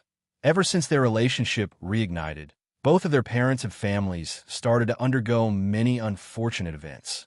The businessmen had to declare bankruptcy. The government officials were stripped of their ranks and banished into exile. The boy's sister went missing. The girl's brother became disabled due to an unfortunate accident. As a result, their parents became very strongly against their relationship. Their parents even threatened the lovers with their deaths just to force them apart. They had no other way out, so they came here to die for love. Both of them had certainly regarded Shun Yinma as their savior, so they became very hopeful after sharing their love story with him. Little celestial being, how can we break the curse? We only want to be together. Our matter should not affect anyone else. Shun Yinma was lost as well. He shook his head to dismiss their hope and answered, I do not know. Their remaining hope quickly dissipated. They looked at each other in the eyes and kneeled so suddenly. Both of them bowed to Shun Yinma, hoping that he could save them from their misfortunes. Frowningly, Shun Yinma knew that he had heard about the love bracelets, but he was not sure from when and where. He wanted to say something back, but a voice came interrupting him. Their matter has nothing more to be considered. Bewildered, the couple raised their heads to follow the voice. Above, two beautiful people were floating indistinctly in the air. Their faces were dimly visible under the thin, foggy clouds, so the couple could not see their appearances. However, they knew that the duo must be unusually attractive. Shun Yinma looked at them with his big, bright eyes and called out, Father, Mother. Intrigued, the couple took another look at one another and bowed to the sky. If the duo in the air was really the parents of the little celestial being, they must be even more capable. The couple felt that there was finally hope, so they quickly bowed for assistance. Gu Shijio hid in the air. She was surprised to see Shun Jiuli and his wife. Before, she was perplexed to find Shun Yinma traveling alone. It made more sense that he was actually there with his parents. She was deeply moved when she heard about the love bracelet. Suddenly, she felt an unknown sense of grief as well. She had just realized the severe consequences of breaking off a marriage that was made in heaven. In that case, a marriage that was made by heaven was not necessarily a fortunate thing, unless the lovers were bound with unconditional love. The lovers would only be blessed when their love for one another was persistent.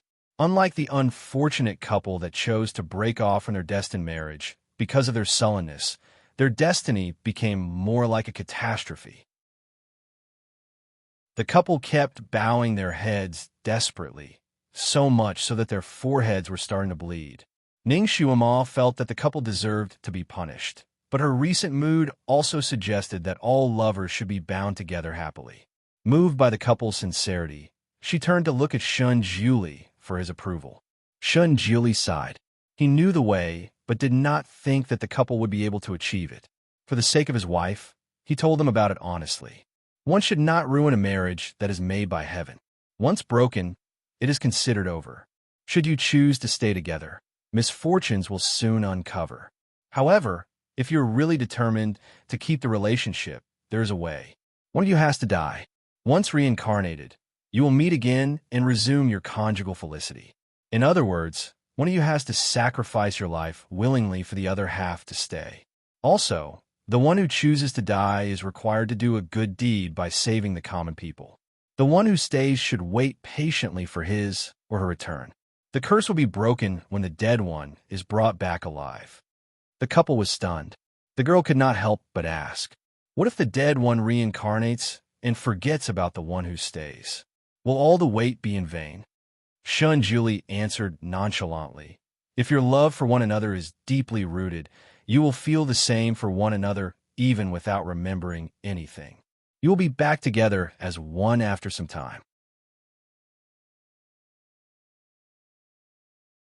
Chapter 19:13. The male partner frowned in disbelief. The idea sounds very abstract. How long should we wait for the reincarnation? One's life cannot be reincarnated immediately after death. It will take at least 100 years, Shun Jiuli answered. That is a long time. I am afraid the one who lives will not be able to wait for so long. Shun Jiuli gave them a sharp look and said, your lifespan will be at least 1,000 years. The wait of a century is not too much. The couple said nothing further. The separation for 100 years seemed unbearable. Moreover, one of them would lose all memories of the other half. Who knew what was going to happen in the future? They were both afraid to die or even to wait. Also, they were worried that all efforts would be fruitless. Shun Jiuli continued to give them another push. I'm telling you now that your gender will be uncertain when either one of you gets reincarnated. The couple opened their eyes wide in shock. If the boy chose to die, he could be reincarnated as a girl. At the same time, the girl could become a boy as well. Either way, they would become homosexuals. In the end, the couple left with their broken hearts. None of them was willing to take the risk, so they had to break up. Ning Shuama watched as the couple slowly left and sighed. Their love for one another is not really intense, after all. Shun Jiuli pulled his wife close and comforted her. Not many couples are like us, who are willing to face so many challenges just to be with one another. They only chose to die for love because of an impulse. Father, mother, was your marriage made in heaven as well? Shun Yima asked while raising his head to look at the sky. Shun Jiuli denied. No. Shun Yinma became even more curious. So both of you had to endure so many challenges, only to realize that your marriage was not made by heaven? The heavenly law is unfair. Shun Jiuli gave him a long, thoughtful look. Yes, the heavenly law is unreasonable sometimes. Destinies are made irresponsibly. Your mother and I were once a celestial being and a demon. Both of us should be enemies, so our marriage was certainly not made in heaven. Shun Yinma frowned in bewilderment. Is the heavenly law a human or a god? The heavenly law is an order, but the one who makes the order is a god. Father, you are the guardian of the heavenly law. Have you seen him before? Shun Yinma was starting to get excited. Shun Jiuli responded casually. I certainly have. Is the person a man or a woman? How does he or she look like? Attractive?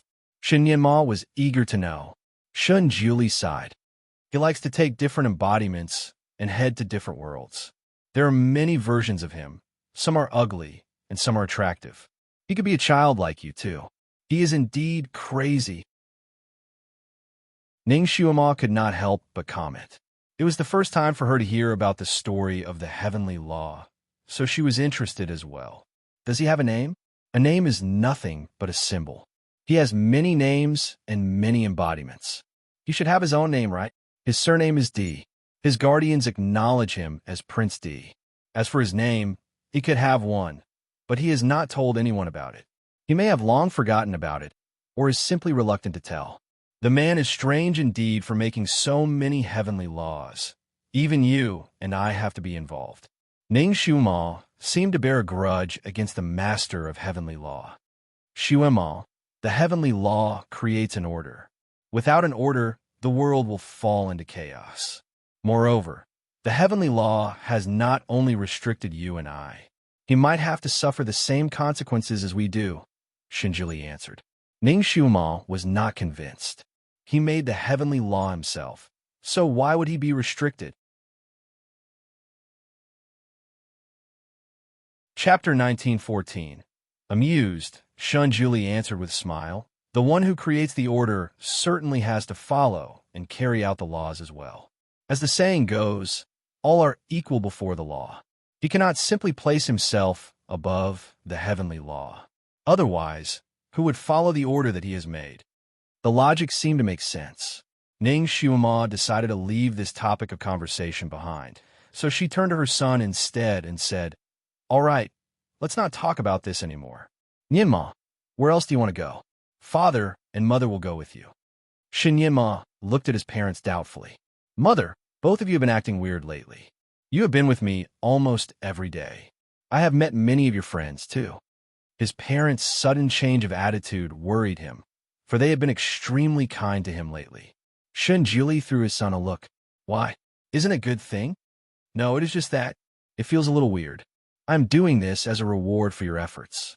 I know that you worked hard to overcome the challenges set for you, so I want you to be happy. If you think what I'm doing for you is weird, that is fine. We can head home now. I have recently discovered a new array formation. Maybe you can help me test it out." Shin Yima took a step backward and pulled Ning Suimo's hand tightly. "Mother, Nyima wants to see the wide seas and the ice cliffs, also the buildings of the sea world." He named a few places very quickly. Ning Xiuma loved her son fondly, so she agreed to all of his requests. Shin Yinma pulled his mother away and was ready to go. Swiftly, Shun Jili pulled him back and demanded, "Boy, I have not agreed to let you go." Shin Yinma winked at his father playfully with an adorable smile. "You listen to mother all the time. If mother agrees, it means you agree too." Shinjuli did not know what to say. His son was right. However, he only listened to his wife because he loved her. The family left happily, hand in hand. Caught in a daze, Gu Shiju watched as the three of them disappeared into the clouds. She suspected that the Divine Lord's response must have an inner meaning. They seemed like they had something unbeknown to Shin Yinma. Instead of overthinking, Gu Shiju dismissed the suspicion immediately. Shin Yinma was their child. No matter how harsh the truth turns out to be, they surely would not harm him. They loved their child very much. She drew her attention to the surname of the Master of Heavenly Law, for she had just found out that his surname was D. What was his full name, then? On the child's birthday, she would present the box to little Nyinma to see if he can open it. If he really were the Master of Heavenly Law, her mission would have reached a new milestone. From then on, she would have nothing to do with the child anymore. The Master of Heavenly Law had reincarnated as Shun Yinma. He must be carrying some missions with him, so she decided not to stay too close. She did not want to be sacrificed along his journey, so she preferred to stay out of trouble. 2 months went by very quickly. It was the day. It was finally the birthday of the son of a celestial being and a demon. Fantion Palace was crowded with guests who came to celebrate his birthday. Shinjiuli and Ning Xiuma had many friends from all over the continent. Almost everyone was present. Shin Yinma did not only receive many presents, but he had also found himself 10 different masters. All his masters were friends of Shun Jiuli. All were great men. Shun Jiuli had an indifferent temperament, which was the same for his friends, too. Some of them were obsessed with chess, kung fu, array formation, and even alcohol. Most of the time, these men lived their lives in the most remote places within the 3 worlds. All of them were eminent from where they came. They appreciated little Nianmo's talent, despite having strict rules before receiving a disciple. Chapter 1915. When Shun Jili brought his son to visit them, They were all fairly impressed by the child. All of them wished to take him as their own disciple. Their wish came true. Joyfully, all of them had a present for little Nianma. One by one, they greeted Shun Julie and his wife with kind wishes. While the hall was bustling with noise, Shun Julie suddenly pointed his finger at the sky and demanded, "It is windy and foggy on the roof. My friend, why don't you come down?" A white figure flashed by and broke through the roof, leaving a large hole behind. A figure with green robes landed gracefully. The crowd was astonished. They had not expected to see anyone with the courage to eavesdrop on the roof of the Fantion Palace. The mysterious figure's face was covered with a disturbing mask.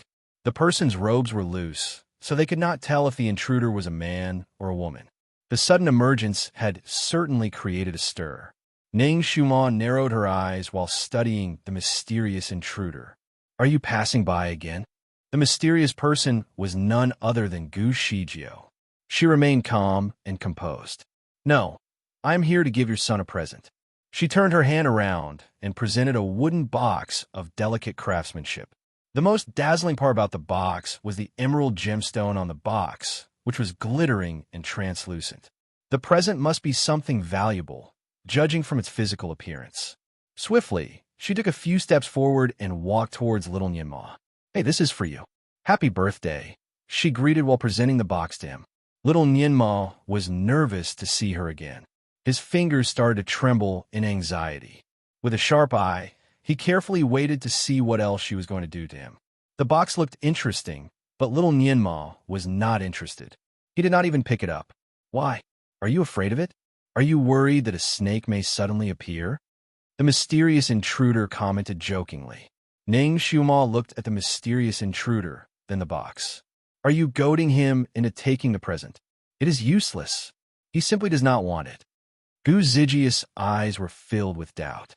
Then she kept the box in her storage bag and responded delightfully, "Great, I do not really want to give it to you anyway.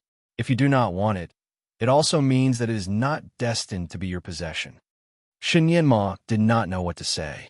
He was surprised by the mysterious intruder's sudden withdrawal and felt as though he had missed his chance.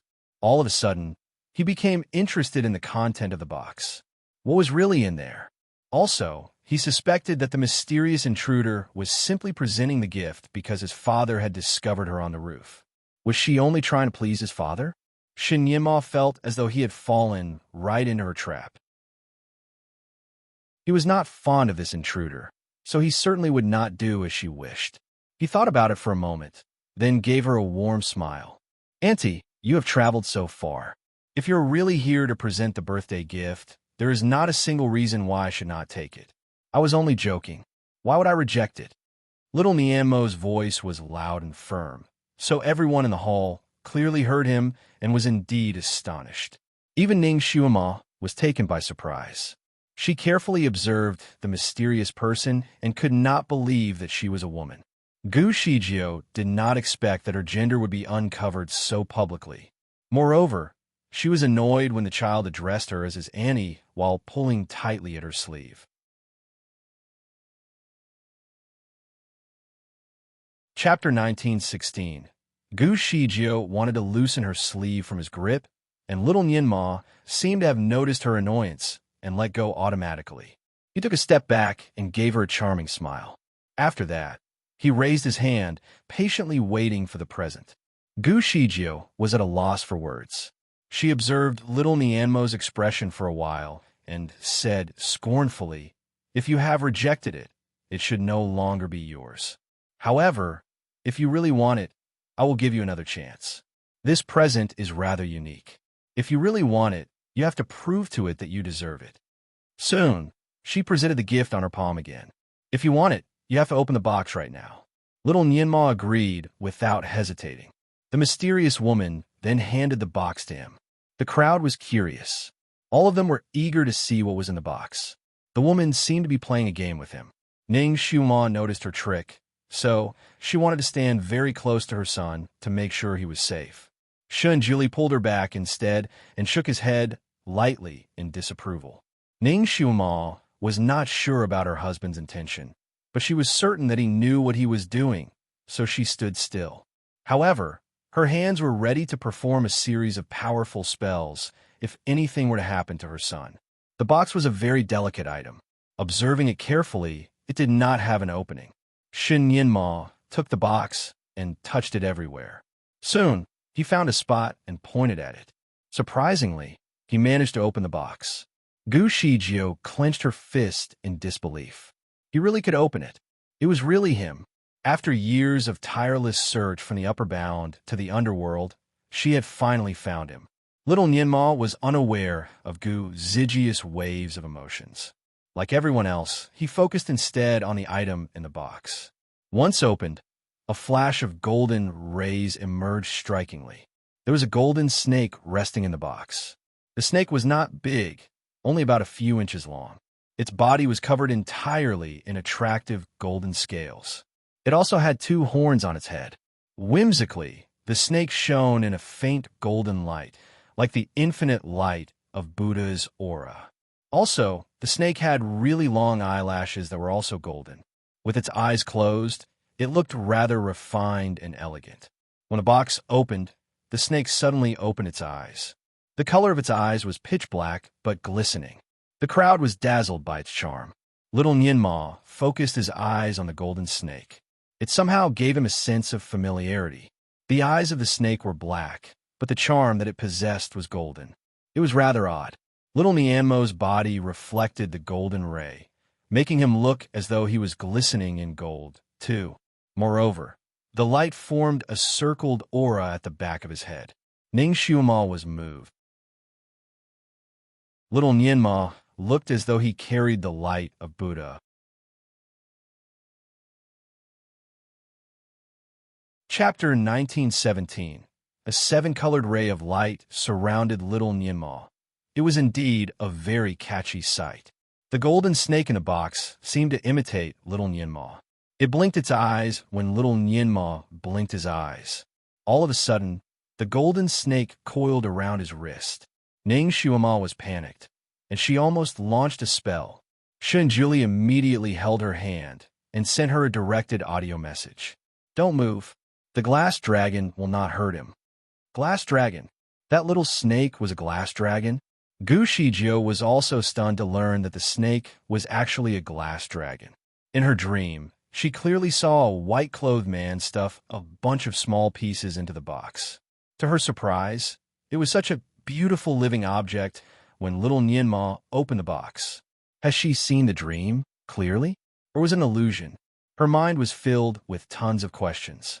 However, at least it was proved that she had found the right one since little Nianma managed to open the box. She finally completed her mission and could now look forward to what was next. Little Nianma was initially traumatized by snakes. However, he did not fear the glass dragon. The scales of the glass dragon was as nice as jade, giving him a sense of coolness and comfort. The glass dragon shone and turned into a bracelet with a dragon pattern after coiling 3 circles around little Nianmo's wrist. Little Nianma frowned. He wanted to get rid of the bracelet, but it was as if it was bonded to his skin. The result remained unchanged even though he tried very hard. Little Nianma was a little pissed. "Hey, I don't like the bracelet. I'm not a girl. Take it back, I don't want it." Unfortunately, he realized that the mystical lady was already gone. Everyone's eyes were on the glass dragon bracelet on little Nianmo's wrist. Hence, no one noticed when Gu Shijiu left. Ning Xiuma guessed that she must have teleported away. Little Nianma received many birthday presents, but the one given by that strange lady was the weirdest among all as he could not get rid of it no matter how hard he tried. What a strange way to mark his puberty. Initially, he looked 3 to 4. In fact, he seemed to look 7 or 8 after donning the bracelet. Fortunately, his clothes could flexibly be changed according to his size. Otherwise, he might be naked at his own party. Right after the birthday party, Shen Yinma was taken away by the most powerful master in spell cultivation and began his practice. This master might not be able to compete with Shenjuli in many aspects. However, he had recruited many disciples who were now amongst the best in all the realms. The most exciting news for little Nianma was the fact that his master had recruited a batch of new disciples who were almost the same age as him. He finally got companions. In order to be Shan Nianmo's first teacher, the master even brought along 2 of his disciples. There were a boy and a girl, and both of them were outstanding. 3 of them got along very well despite only meeting each other for a day. You're tuning in to the Romance Rendezvous YouTube channel. We're so grateful for your support, and don't forget to subscribe to join us on this incredible journey through captivating stories. Your generosity through donations truly makes a world of difference, as it's the primary source of revenue that allows me to expand and enhance this channel for you. Thank you from the bottom of my heart for being a part of this adventure.